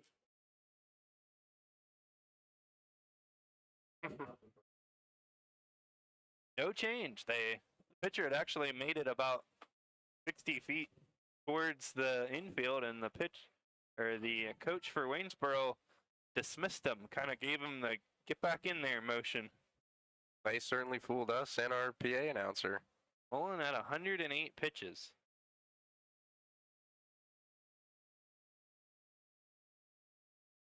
Now batting, catcher from Lander University, number 3, Mario Lopez Jr.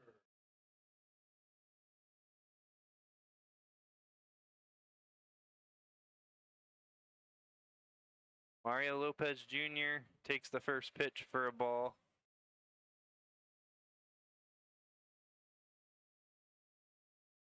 "109 pitches into this shutout game for Mullen, and I feel like if we didn't have that pitch counter on the scoreboard, you wouldn't even be able to tell that he's thrown that many. I mean, he's looking very consistent tonight.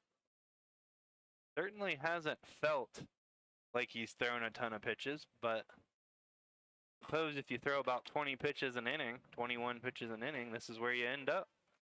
Called strike 2-1. Meanwhile, Trahan Taylor has been up for the last 2 innings in the bullpen, and he has thrown quite a lot of pitches getting warmed up. Be interesting to see if that affects him if he does come in this inning or later for the Generals. Outside 3-1. Certainly could understand Waynesboro coaching staff wanting to get Mullen through 5 so he would have the opportunity to pick up the win. Starting pitchers have to throw 5 to qualify.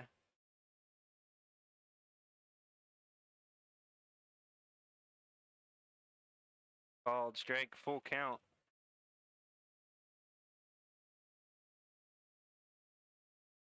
Andrew, do you remember the last time you saw a pitcher for the Rebels or an opposing team throw this many pitches? I don't believe we've seen over 100 at home yet. It's pretty rare. Ripped foul. I don't think we've come anywhere near this many pitches this season. Last season, don't remember any. I do recall a game, I think it was the last home game of the season 2 years ago. Front Royal had a pitcher throw 100, and I think it was 119, which is 1 below the hard limit for pitches.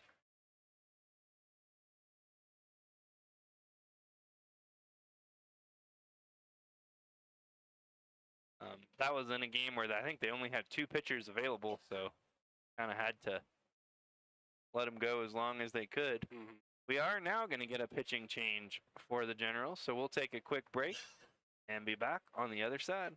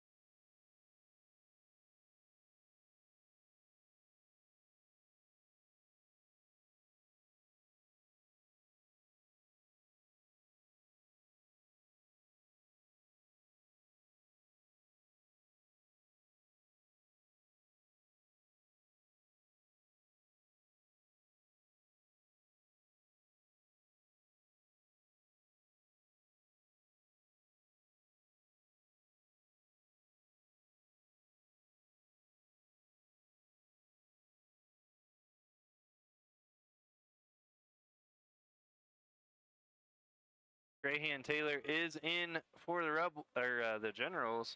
His first pitch is a wild pitch, bounces in. Both runners advance. Now back to the Rebels. Shortstop from Chattahoochee Valley Community College. Number 12, Matt Land. It's going to give Land a chance with 2 men in scoring position. And Like we Mullen, mentioned, Taylor threw a lot of pitches in the bullpen. Be Mhm. Interesting to see if that affects him. yeah, Mullen, the starter, threw 100, over 100. Taylor probably had 100 out there as well.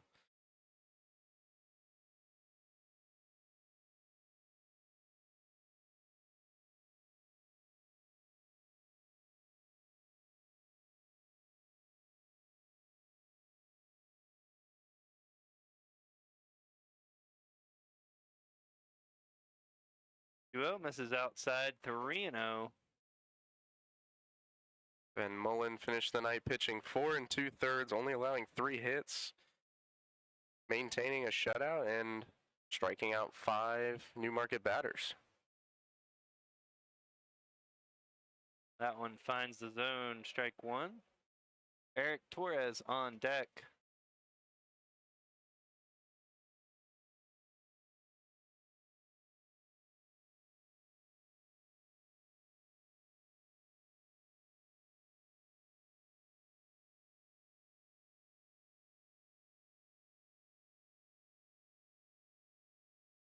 Big swing and a miss at a low breaking ball, full count.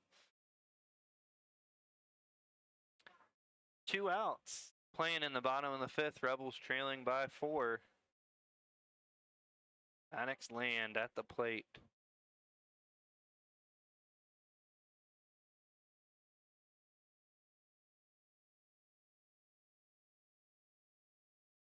Payoff pitch, fouled back. Off of the umpire, it looked like.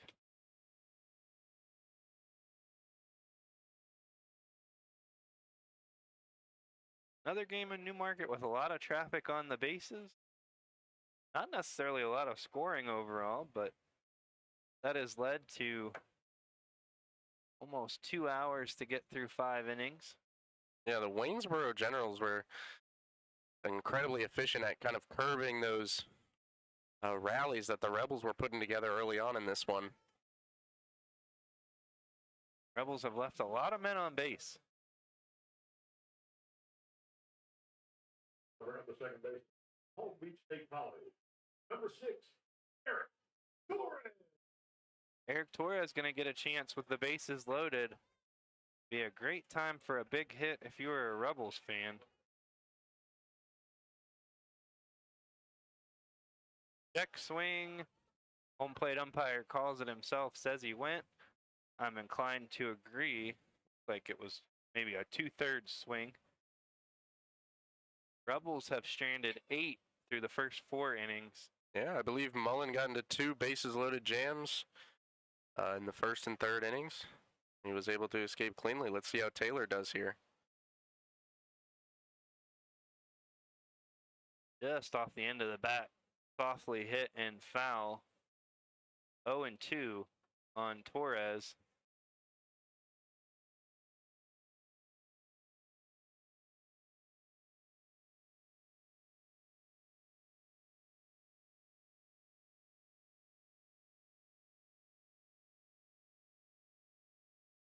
See if he can battle behind in the count.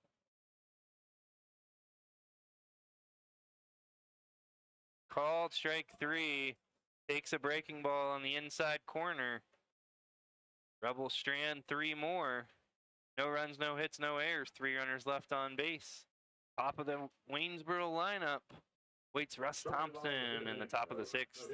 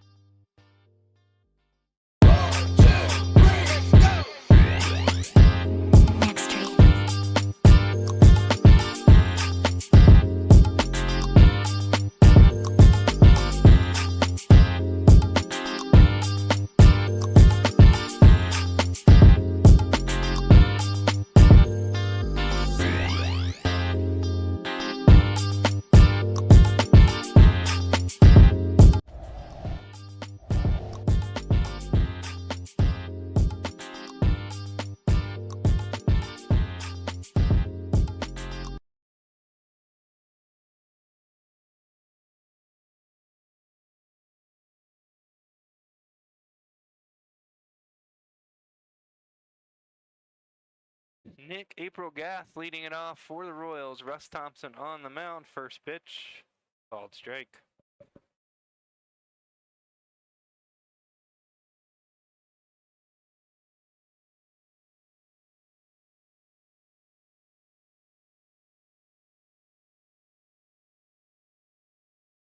Fouled off. Thompson ahead 0-2.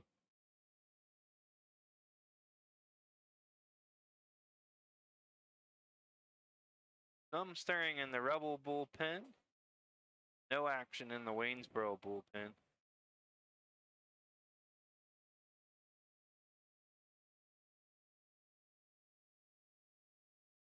Thompson goes to the breaking ball, misses low and away.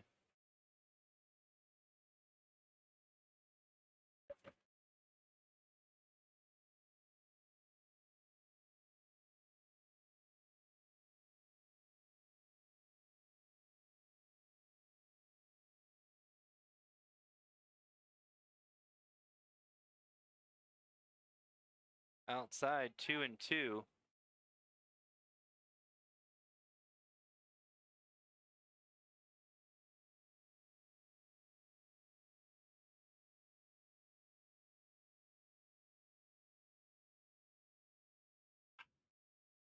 Hit into center, just past the rushing Maddox land and down for a leadoff single. Another one that wasn't super hard hit, just made it onto the outfield grass, but hit right up the middle. Yeah, I don't think you can place a ball any more perfectly than that.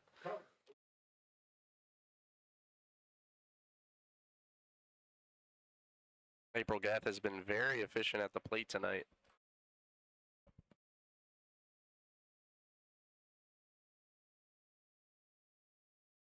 First pitch to Connor O'Sullivan fouled off.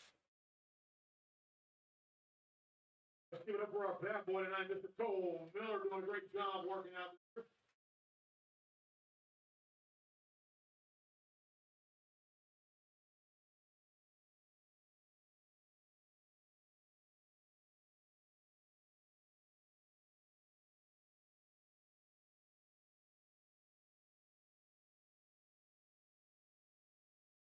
Just inside.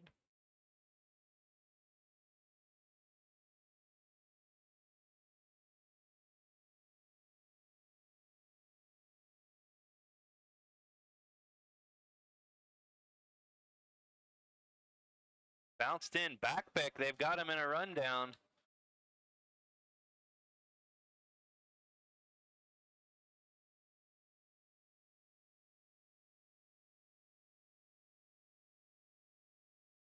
And it appears they're going to say that he went out of the baseline to avoid the tag from Land. The back pick from Lopez caught Gath way off the bag. Yeah, it looked like he tried to do a little juke move there. I would have been shocked if they allowed him to get away with that. Or like the Rebel definitely tagged him there. So all of a sudden, nobody on, one out. 2-1 count on Connor O'Sullivan.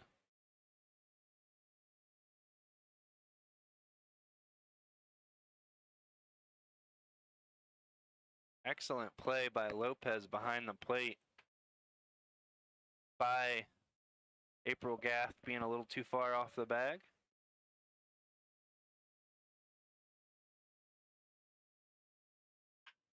Hard hit off of McKay at first and into right field.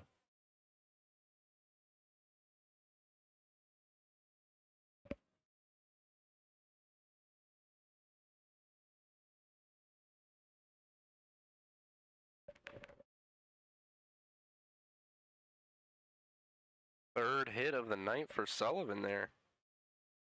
Designated hitter number 30. Go down as a hit for O'Sullivan.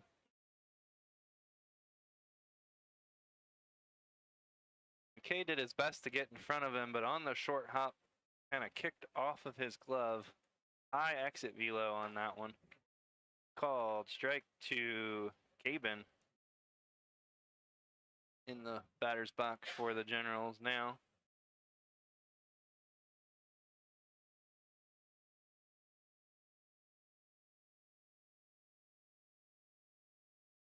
Fly ball to left should be no problem for Murchison.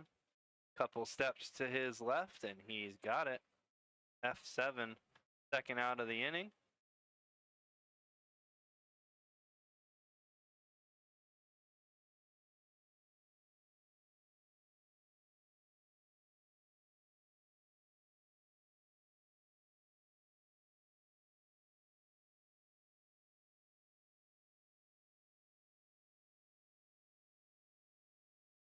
Bryce Abbott up now. First pitch well upstairs for ball one. Sullivan was already retreating to first as that one kind of popped out of the glove of Lopez Jr. He Abbott looks has, a little frustrated that he had already headed back towards first. Abbott has had a stellar season for the Generals so far. He's at 86 at-bats so far, which lead. Runner going. Big jump. Pitch gets away from Lopez behind the plate. Would have had it stolen either way. Stolen base for O'Sullivan. He had taken 3 or 4 steps before Thompson really went into his motion. But as I was saying, Abbott leads the Generals with 86 at-bats. He has 20 hits, 20 RBIs, and 20 walks, and he leads the Generals in home runs with 4.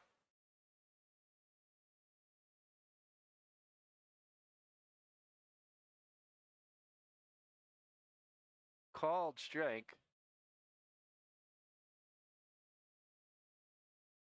Hall with an athletic build certainly looks like he could get into one.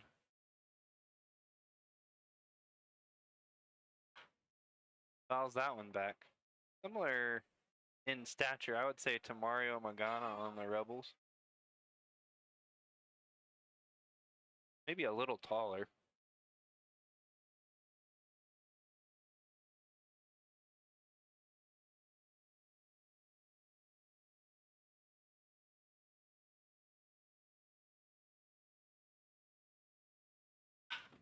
Hits that one hard into left. Right at Murchison. He's got it for the 3rd out of the inning. No runs on 2 hits, no errors, 1 runner left on base.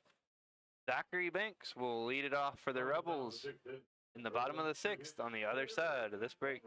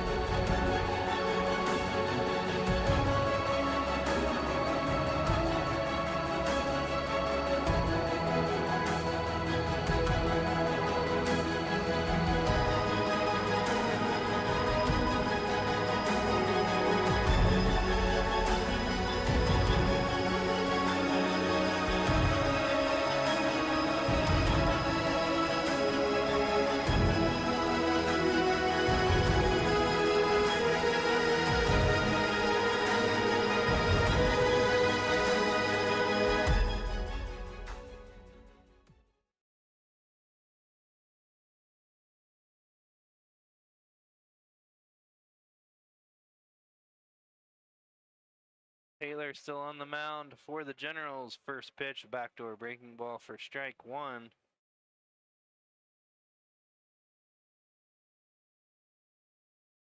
Banks at bat for the Rebels.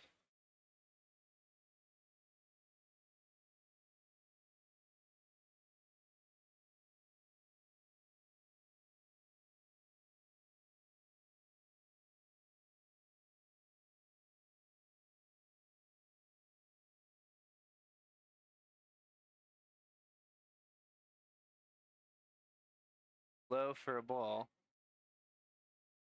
Hairston on deck.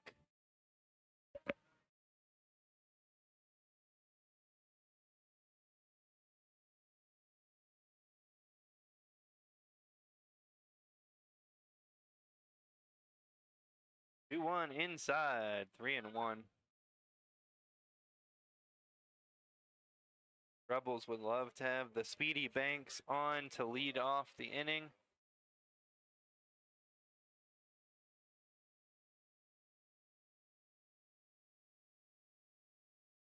Big swing and a breaking ball comes up empty, 3-2.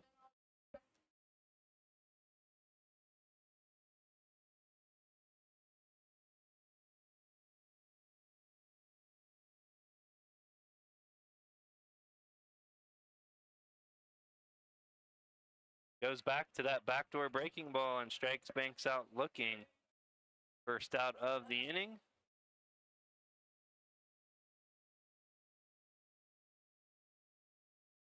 Jackson Hairston bat with 1 out, nobody on. Hitter from Wharton Junior College for Jackson Hairston.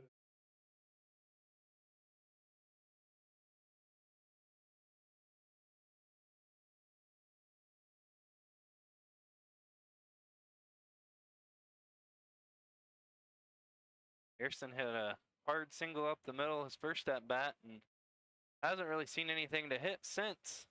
2 walks. Looking to keep the on-base streak alive here for the Rebels.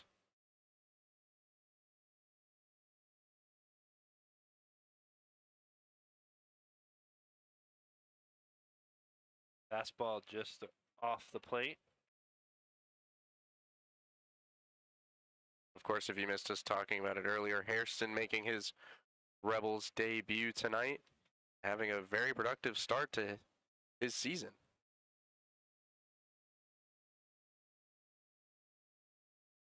Called strike. Gets some cries from the Rebel faithful, not liking it.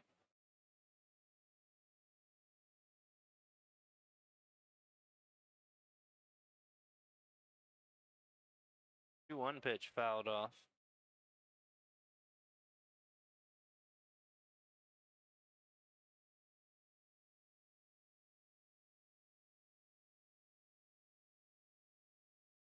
The Hairston name sounds familiar.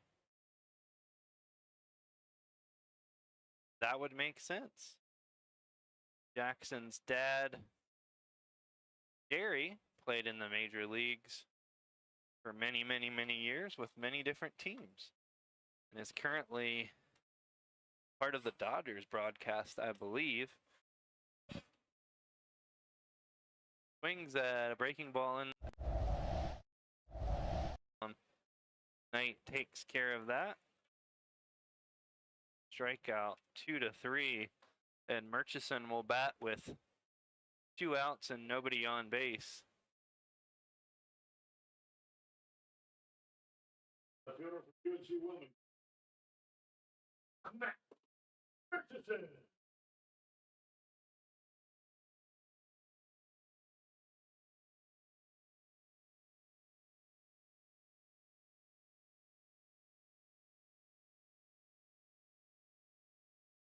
Low and in the dirt. Like there's action in the Rebel bullpen, so we'll probably be seeing a new pitcher in the top of the 7th.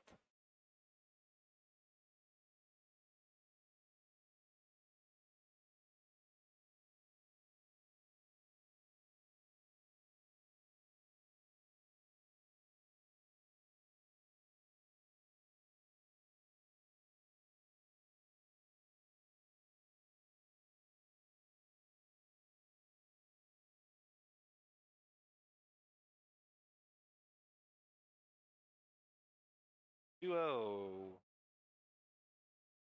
Outside for a ball, 3-0.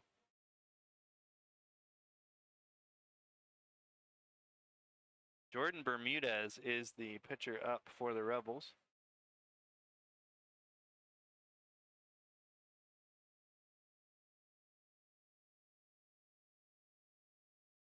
Inside, 4-pitch walk to Murchison. Rebels get a man on with 2 outs, and Mario Magana Jr. coming to the plate.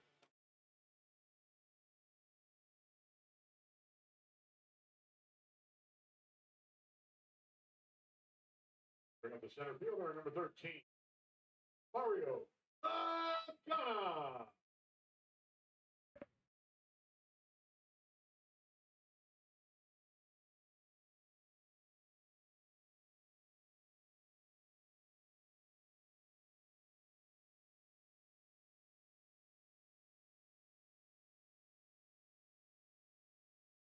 Takes the first pitch for a called strike. Magana walked a couple times and tripled into the right field corner. Yeah, the Rebels tonight have gone back to their walking ways. Like I said earlier, that propelled them to such a strong start to the season, but unfortunately they just haven't been able to capitalize on these opportunities. They've been missing the big hit tonight. And I guess hits in general, only 3 through 5. But still only down 4 and plenty of time to put up a crooked number and get right back in this one. Absolutely. Big swing and a miss. Magana goes down swinging. No runs, no hits, no errors. 1 left. After 6, it's Waynesboro 4, Newmarket nothing. No hits, no errors.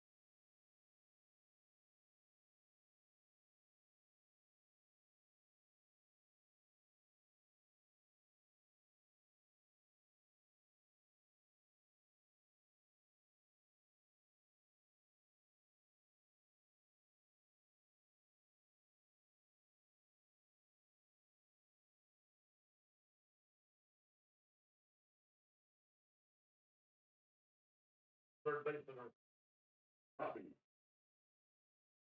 Robbie Dimitri leads it off for the Generals against Jordan Bermudez here in top of the 7th.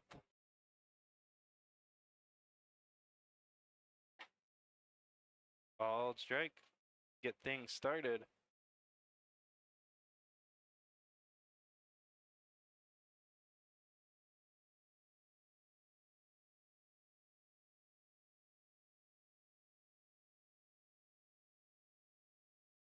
Fouled. Out of play down the first baseline.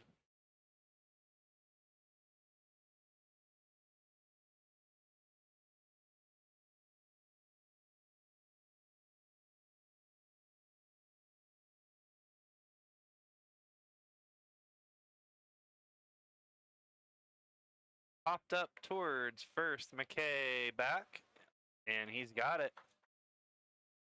Quickly, 1 out for Bermudez.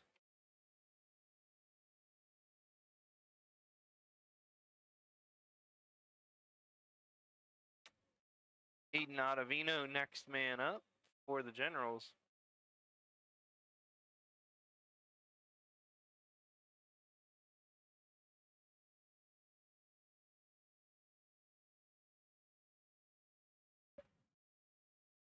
Go to number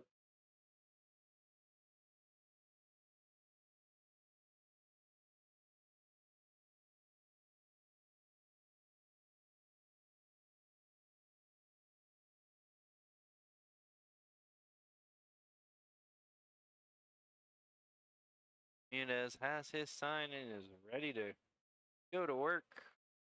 Puts a fastball right on the outside corner to get things started with a strike against Ottavino.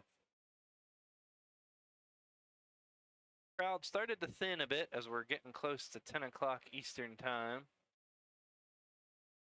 Check swing on almost a full swing, really. Yeah, you forced him into almost a golf swing there.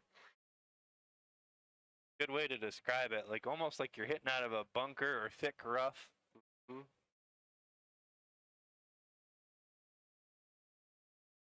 Fastball swung on and missed.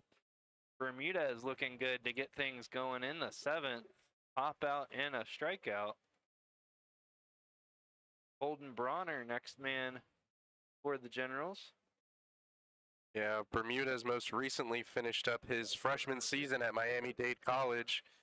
He made 12 appearances, pitching 14 innings with 12 strikeouts. That one's fouled away.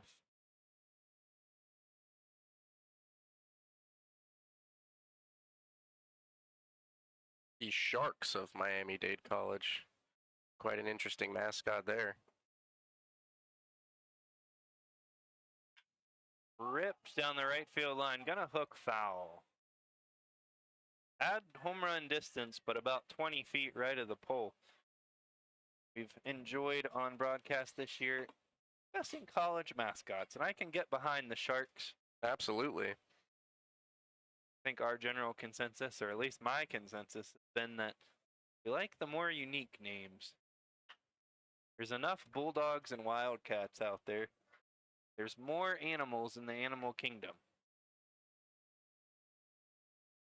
And the contact from Bronner here is generating some big reactions from the Waynesboro dugout.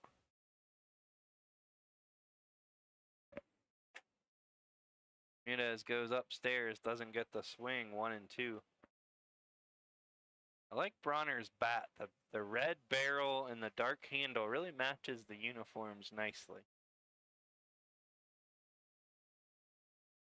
Another fastball taken for ball 2.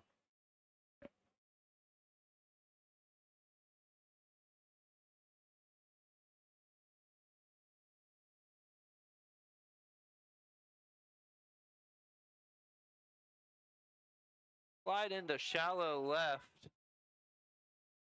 Just shallow enough to be trouble for the Rebels. Falls in for a hit in front of Murchison. Looked like maybe a communication issue as Murchison kind of pulled up, thinking perhaps that the shortstop was coming over for it. Falls for a hit. So 2-out base runner gives Christian Knight a chance with a runner on.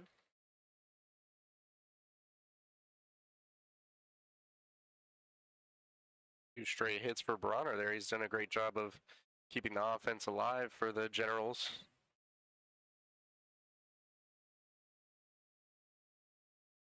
Pitch tonight misses.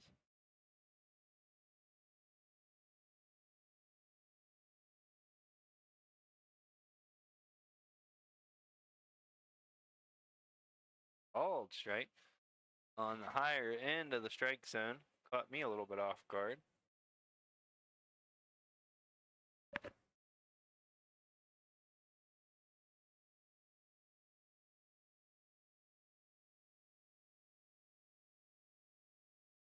Another high fastball. That one swung on and missed. Bermudez ahead 1-2. If he goes back to the high heater.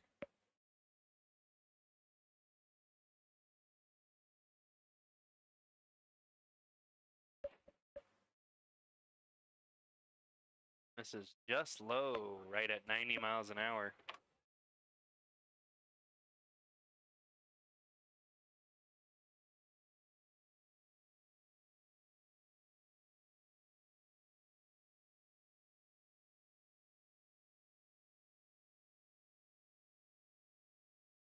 Two, runner going.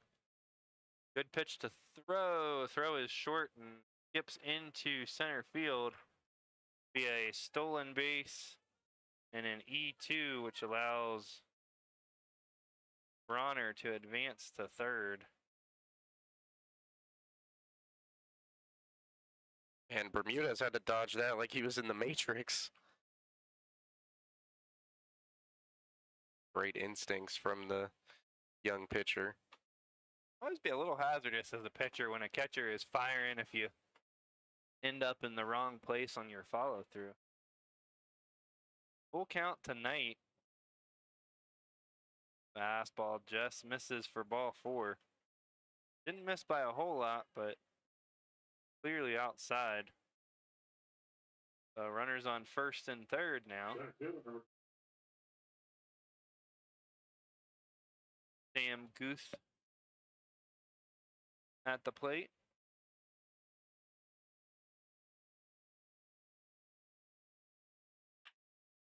Ground ball flagged by Torres. Pitches to second.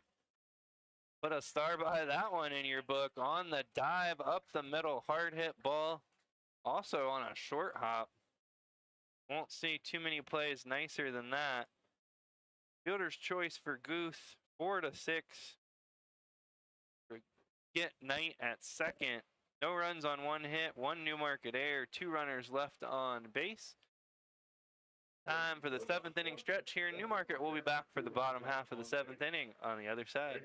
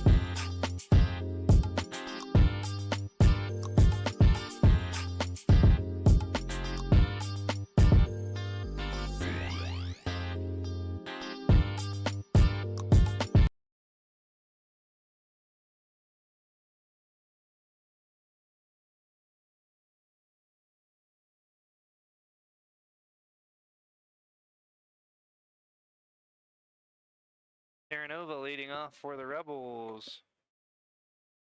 New pitcher for the Generals, Jared Kraus.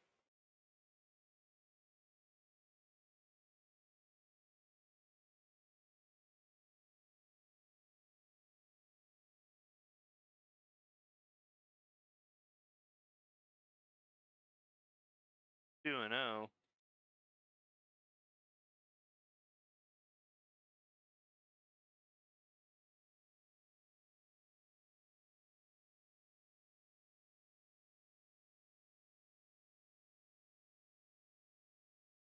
Inside 3-0.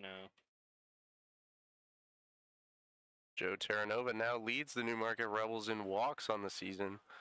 And looking to get the second of the night right here. His second of the night, excuse me. Fastball just catches the zone, 3-1.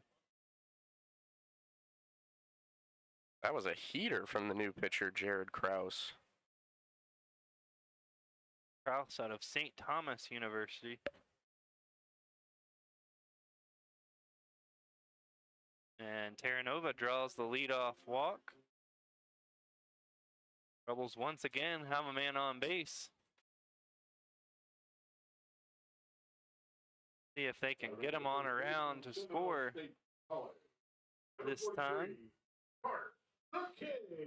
Carter McKay due up for the Rebels.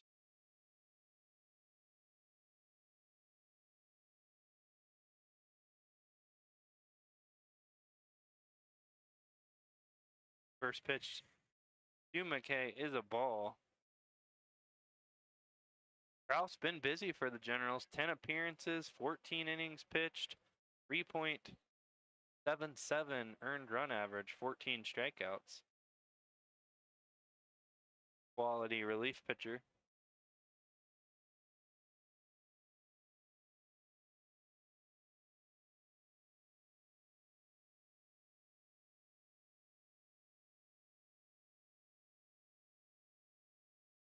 Only 5 walks in his 14 innings pitched. Struggling a little bit with command early here, as he is behind McKay 3-0 after walking Terranova. You mentioned Generals good at limiting free bases. By far the lowest walks of any team in the league. That one misses, and it's a 4-pitch walk to McKay. 2 men on, nobody out. Mario Lopez Jr. going to get another at-bat with men on base. As that puts the walk count up to 12 for the Rebels now. Ticket number is 8809. Second time tonight, Terranova and McKay have had back-to-back walks in the lineup.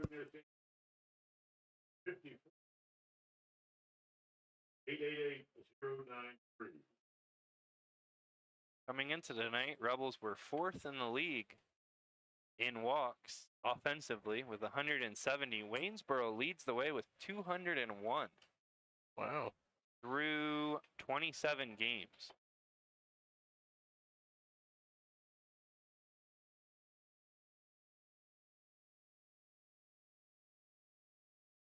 So Waynesboro limits the walks on defense and draws a lot of walks on offense. That's a good recipe for success right there. Now batting for the Rebels, Outlander University.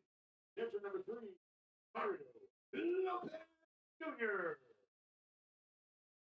Visit to the mound has wrapped up. See if once again that visit will settle a Waynesboro pitcher. Well-timed visits so far that have seemed to have an effect.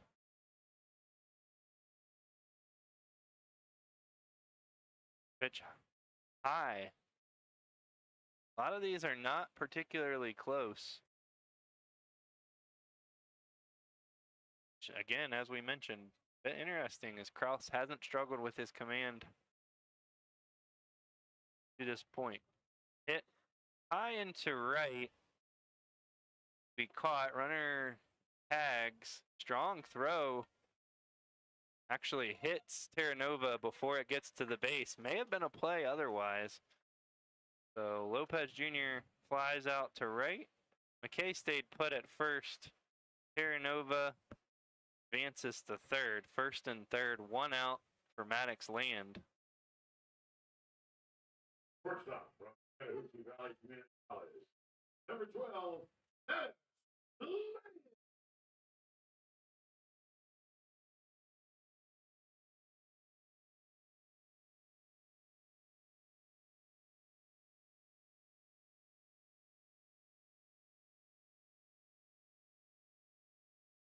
First pitch to Land.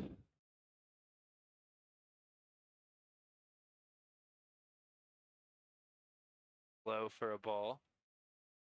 I think it's very impressive the way the Generals have been able to stifle the Rebels' offense despite allowing all those walks. You know, they might be used to, or excuse me, they might not be used to, you know, allowing 12 to 15 walks in a night. But, you know, I think it just shows the togetherness and, you know, the passion. You know, I think they're playing for together right now. They're not losing that energy, especially when, you know, other teams might do that late into the, you know, summer season. Explains the 19-8 record. Yep, seems to be lots of good vibes on the Waynesboro side. Absolutely.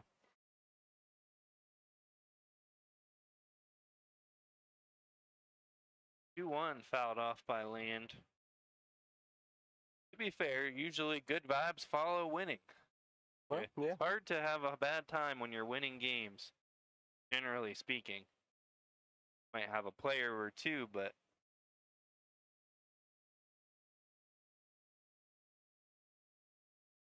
2-2 to Land, 1 out, runners on the corners. Up and away, ball 3, full count.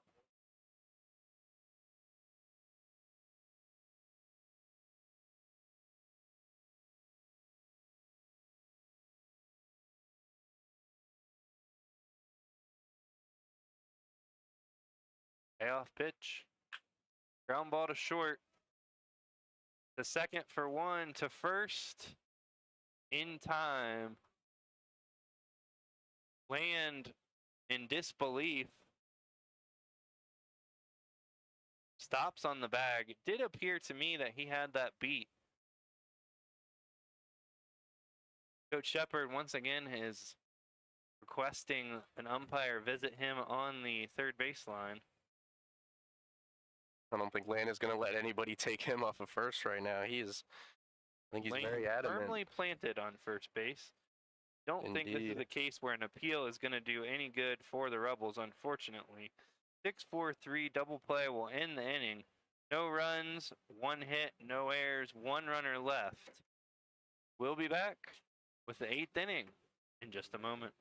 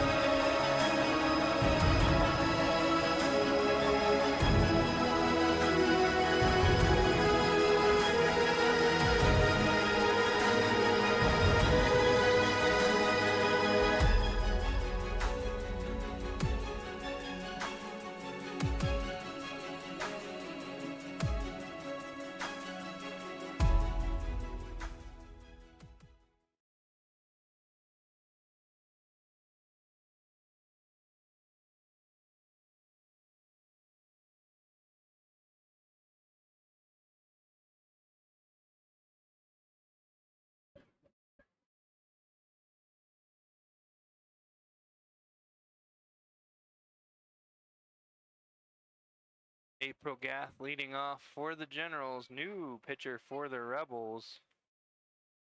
Number 38, MJ Paramore. Grounder back to him. Throws to first. McKay's got it. 1-3 for the putout. Did have a chance to rewind the broadcast during the break, and it was kind of hard to see, but it did appear that Maddox Land had a pretty strong case over at first base in the previous inning. One that did not go the Rebels' way.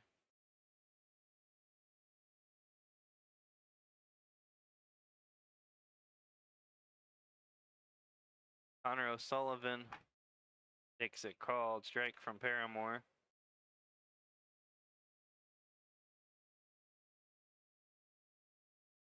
Paramore, left-handed pitcher out of the state of Mississippi. That one in the low 90s. Hard thrower. Another arm the Rebels are going to rely on down the stretch.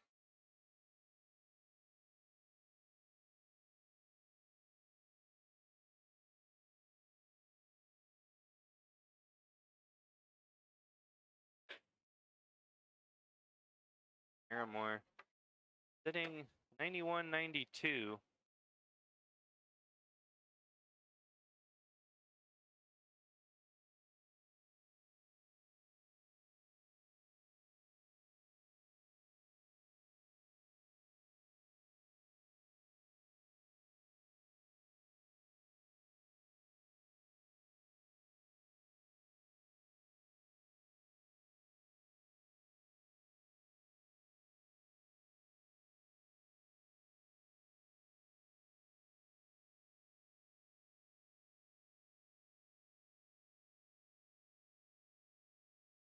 Paramore will be very happy to see some more action down the stretch. So far in the year, he only has 5 appearances in the Valley League.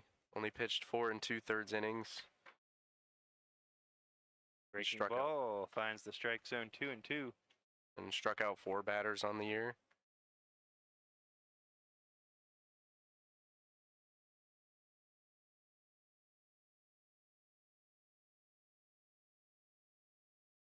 Slide into center. Magano charges, gets there. F8, second out of the inning. Gregory Cabin,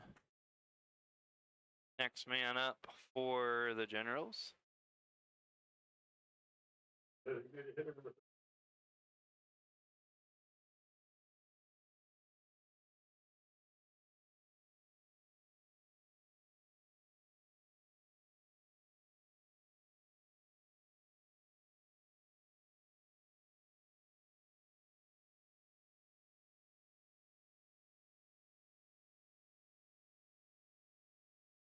Called strike to get things started. The Cabin.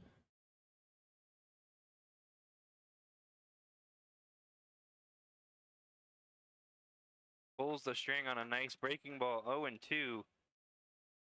Paramore looking for a 1-2-3 inning.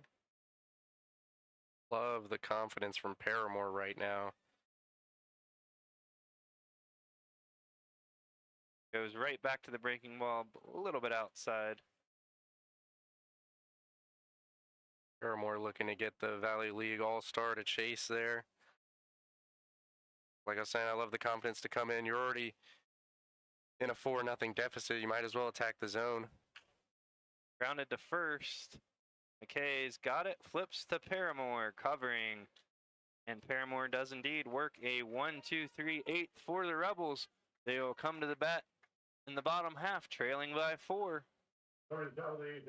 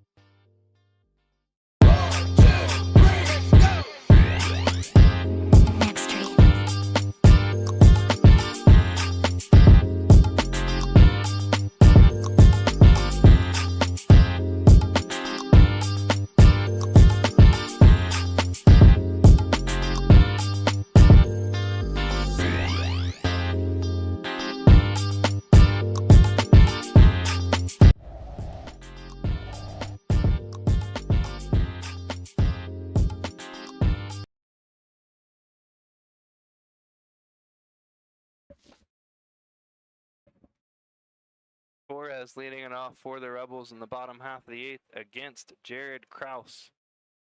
Back out for another inning of work. Struggled a bit with his command, but put up a 0 in the 7th. He's behind 2-0 Torres.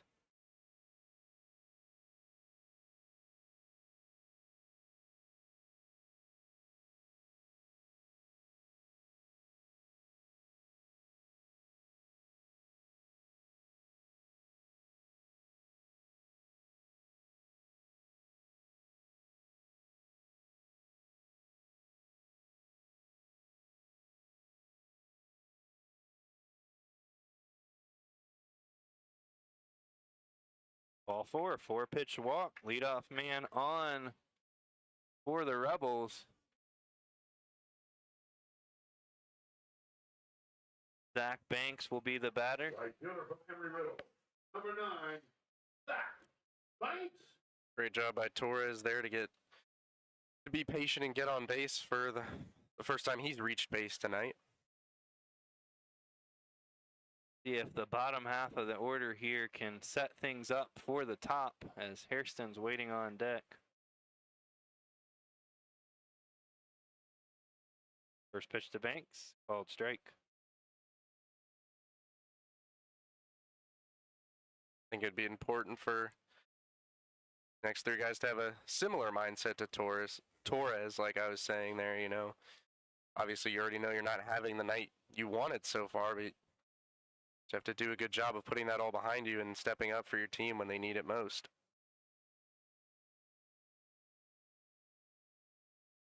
Oh, and 2 on Banks.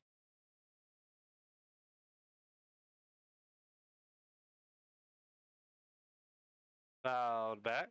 0-2 will stay the count.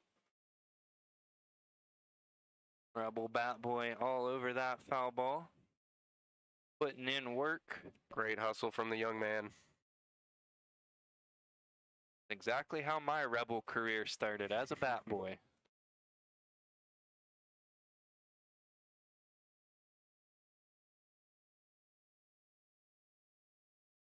Banks goes down swinging. Designated hitter from Fort Junior College. Number 24, Jackson Hairston.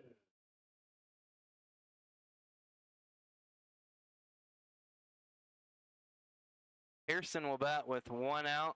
Runner on first.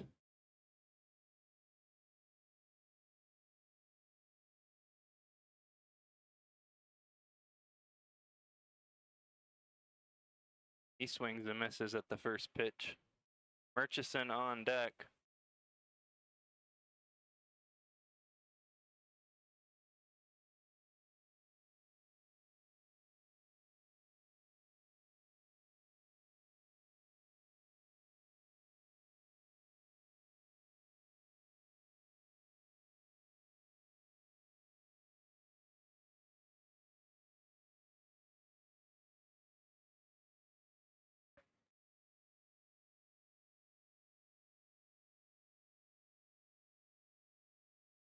That one's a called strike.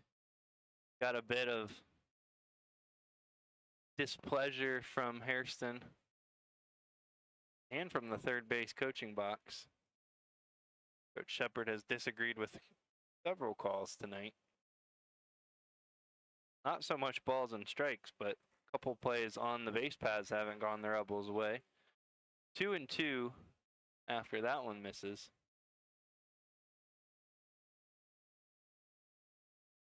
Colby Jarman warming in the Rebels bullpen. Will likely get the 9th. Outside 3-2.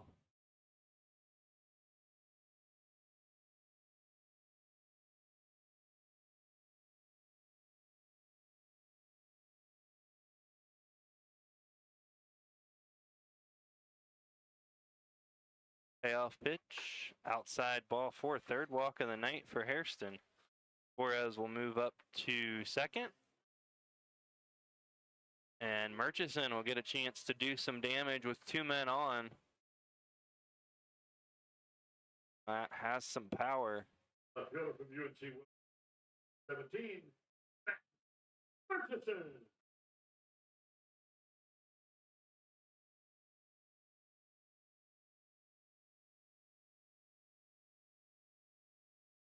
Murchison, 2 home runs in 18 games. Also has a triple and 4 doubles. The Rebels could really use an extra base hit here. Or perhaps load the bases for Mario Magana.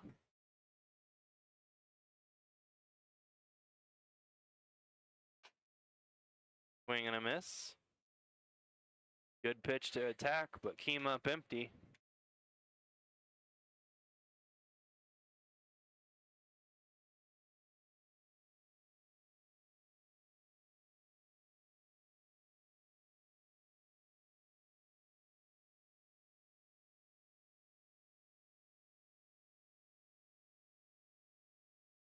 Murchison kind of lunged at that one and fouled it off behind 1 and 2.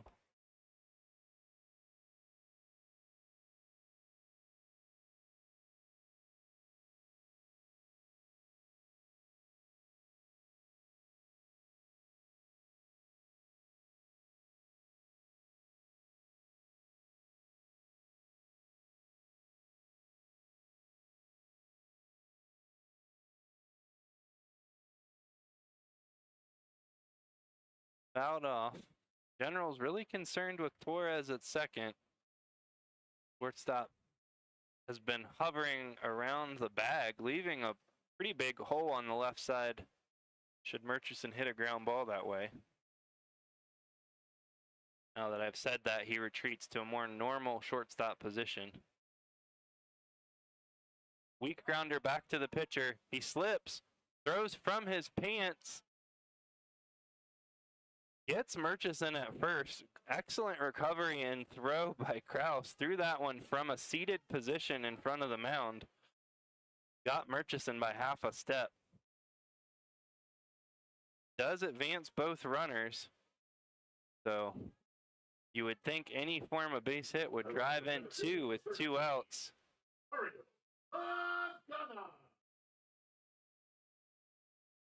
Ghana already has a triple tonight, has walked. I'm surprised he still threw that ball there. What a play from Kraus.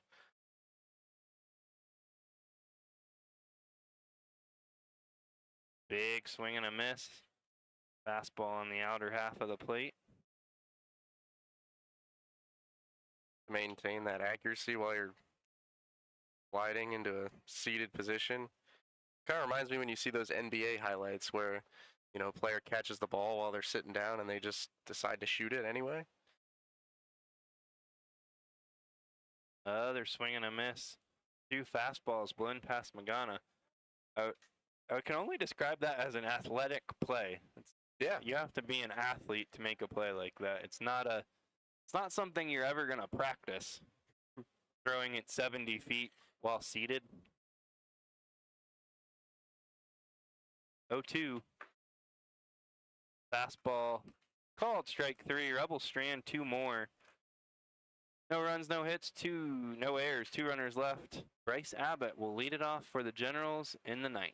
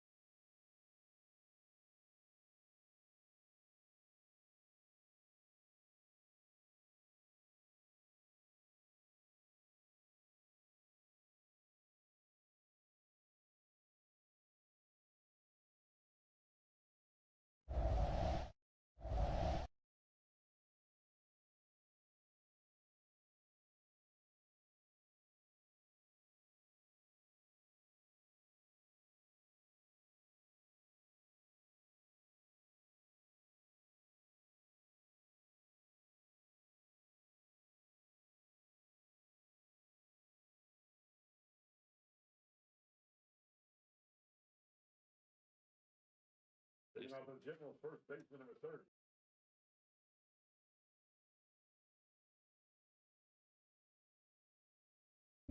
Bryce Abbott leading off against new Rebel pitcher Colby Jarman.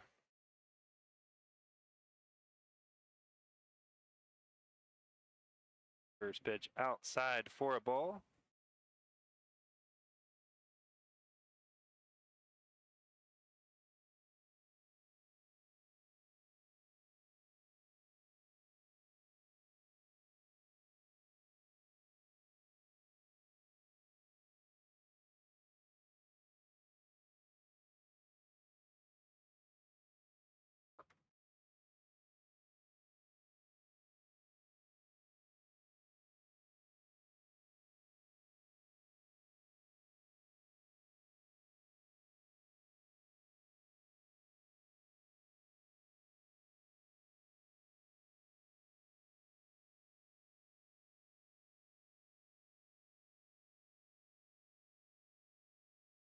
Three and one on Abbott.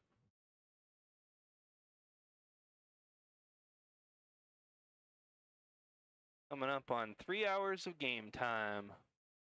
10:28 Eastern.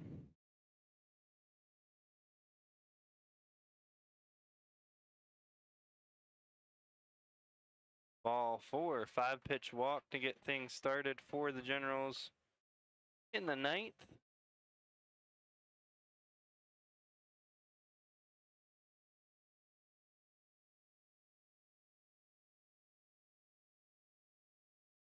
Third baseman, Robbie. Robbie Dimitri next. 0 for 2 tonight. Andrew, it's got to be so demoralizing for the bats on this Rebel team. I mean, after starting to pick up some momentum on the season after you suffered a 7-game losing streak, you know, you faced 3 different Generals pitchers, and you've put a lot of pressure on all 3 of them. You've been disciplined at the plate, you've gotten walks, but you just can't get one home. And aside from that first inning, pitching hasn't been too shabby tonight. Yeah, plus side for the Rebels, certainly still in this game, even in the 9th inning. Stranded a lot of runners. Yeah, that's definitely also the crazy part. frustrating, but overall, pretty well played game, competitive. And in baseball, sometimes you lose those games.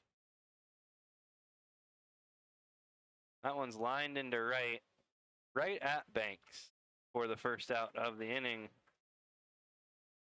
L9 brings up Aiden Ottavino.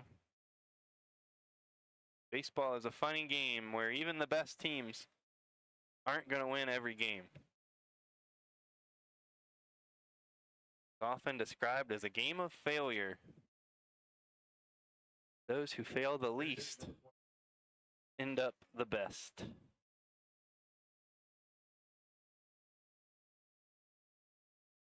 Maybe a pinch hitter for the Generals, 28. First pitch grounded, broken bat softly to Jarman. Can't come up with it. Batter was Ben Shetterman, pinch hitting.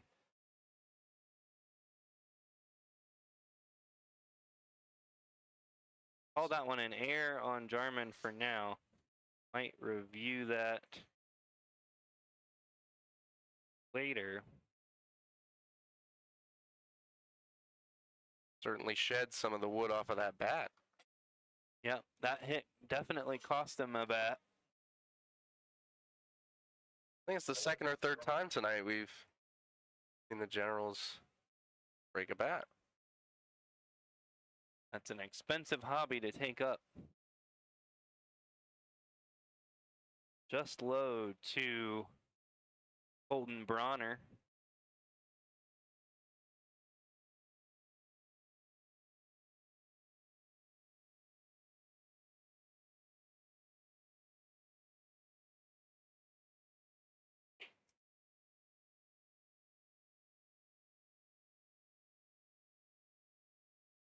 Jarman struggling to find the zone just a little bit, behind 2-0.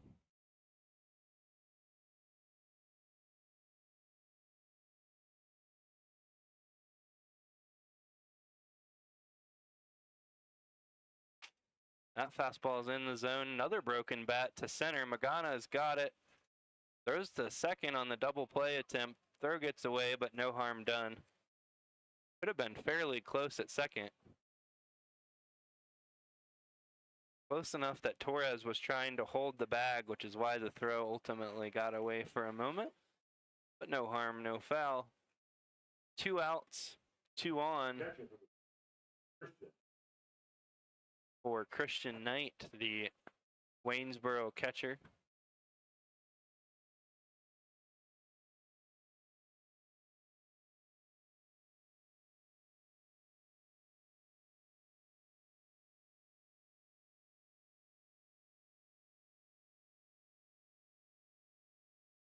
First pitch is a breaking ball called, strike 1.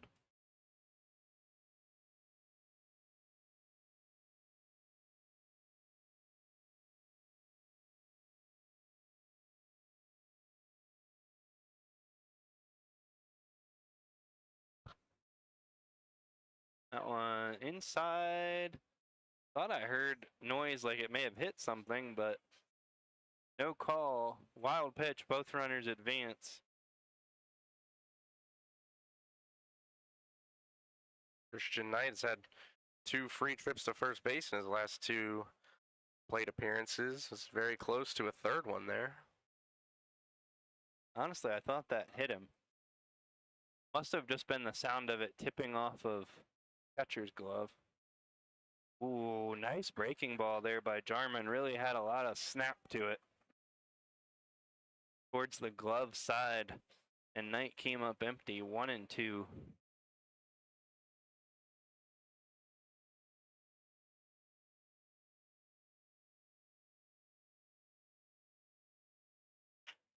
Ground ball to McKay at first. He'll take it by himself. 3 unassisted to end the inning. No runs, no hits. 1 error, 2 runners left on base. Rebels are going to need 4 or more in the 9th.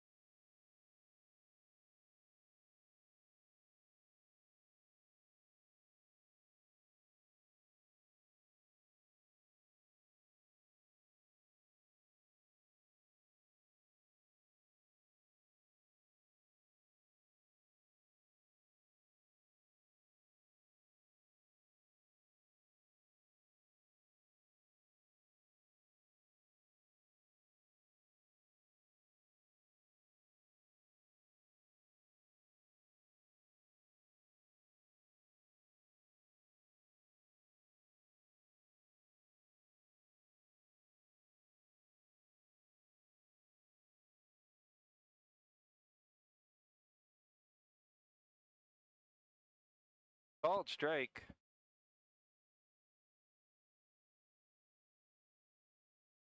To get things started in the ninth.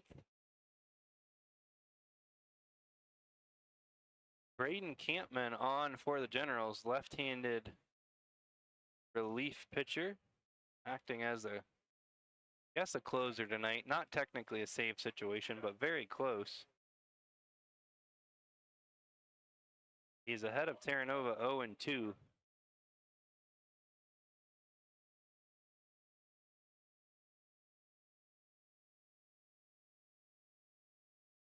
Up and in.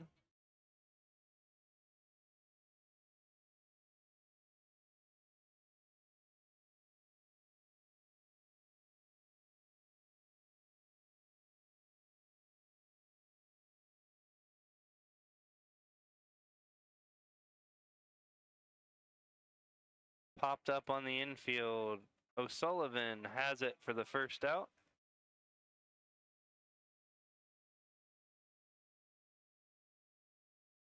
Rebels down to their last 2 outs. Carter McKay. Baseman from Seminole State College. Number 43, Carter McKay.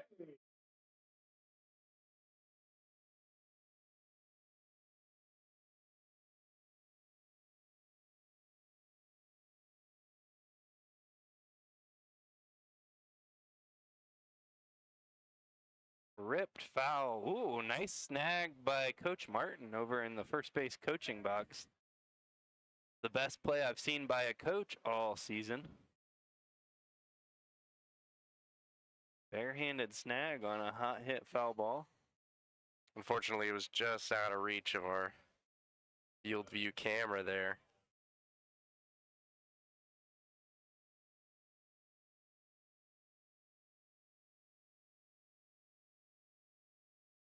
One misses. High, 2-1.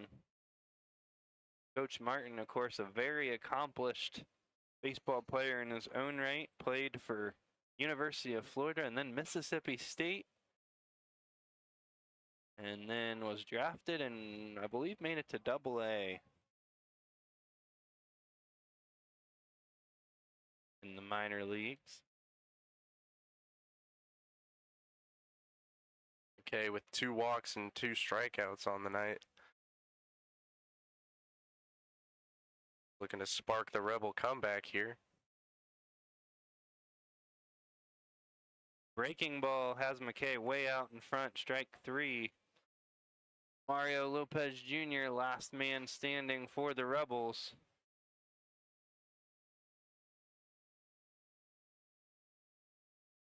From Lander University.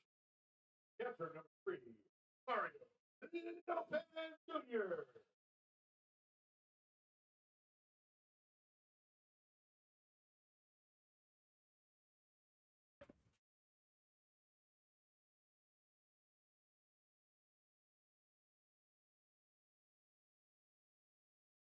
Lopez Jr. pops the first pitch up to the second baseman. O'Sullivan collects his second pop-up of the inning, and that'll do it as the Waynesboro Generals shut out the Newmarket Rebels, putting up 9 zeros across the scoreboard. 4 runs on 10 hits, no errors for the Generals, no runs on 3 hits and 3 errors for the Rebels. Rebels will be in action tomorrow night at Front Royal. We won't be back here until Saturday evening at 7:30. Once again, I'm Andrew Kipps. Brandon Whitaker joined me on the call and was also behind the controls tonight. We'll be back with you on Saturday for more Newmarket Rebels baseball. Have a good night.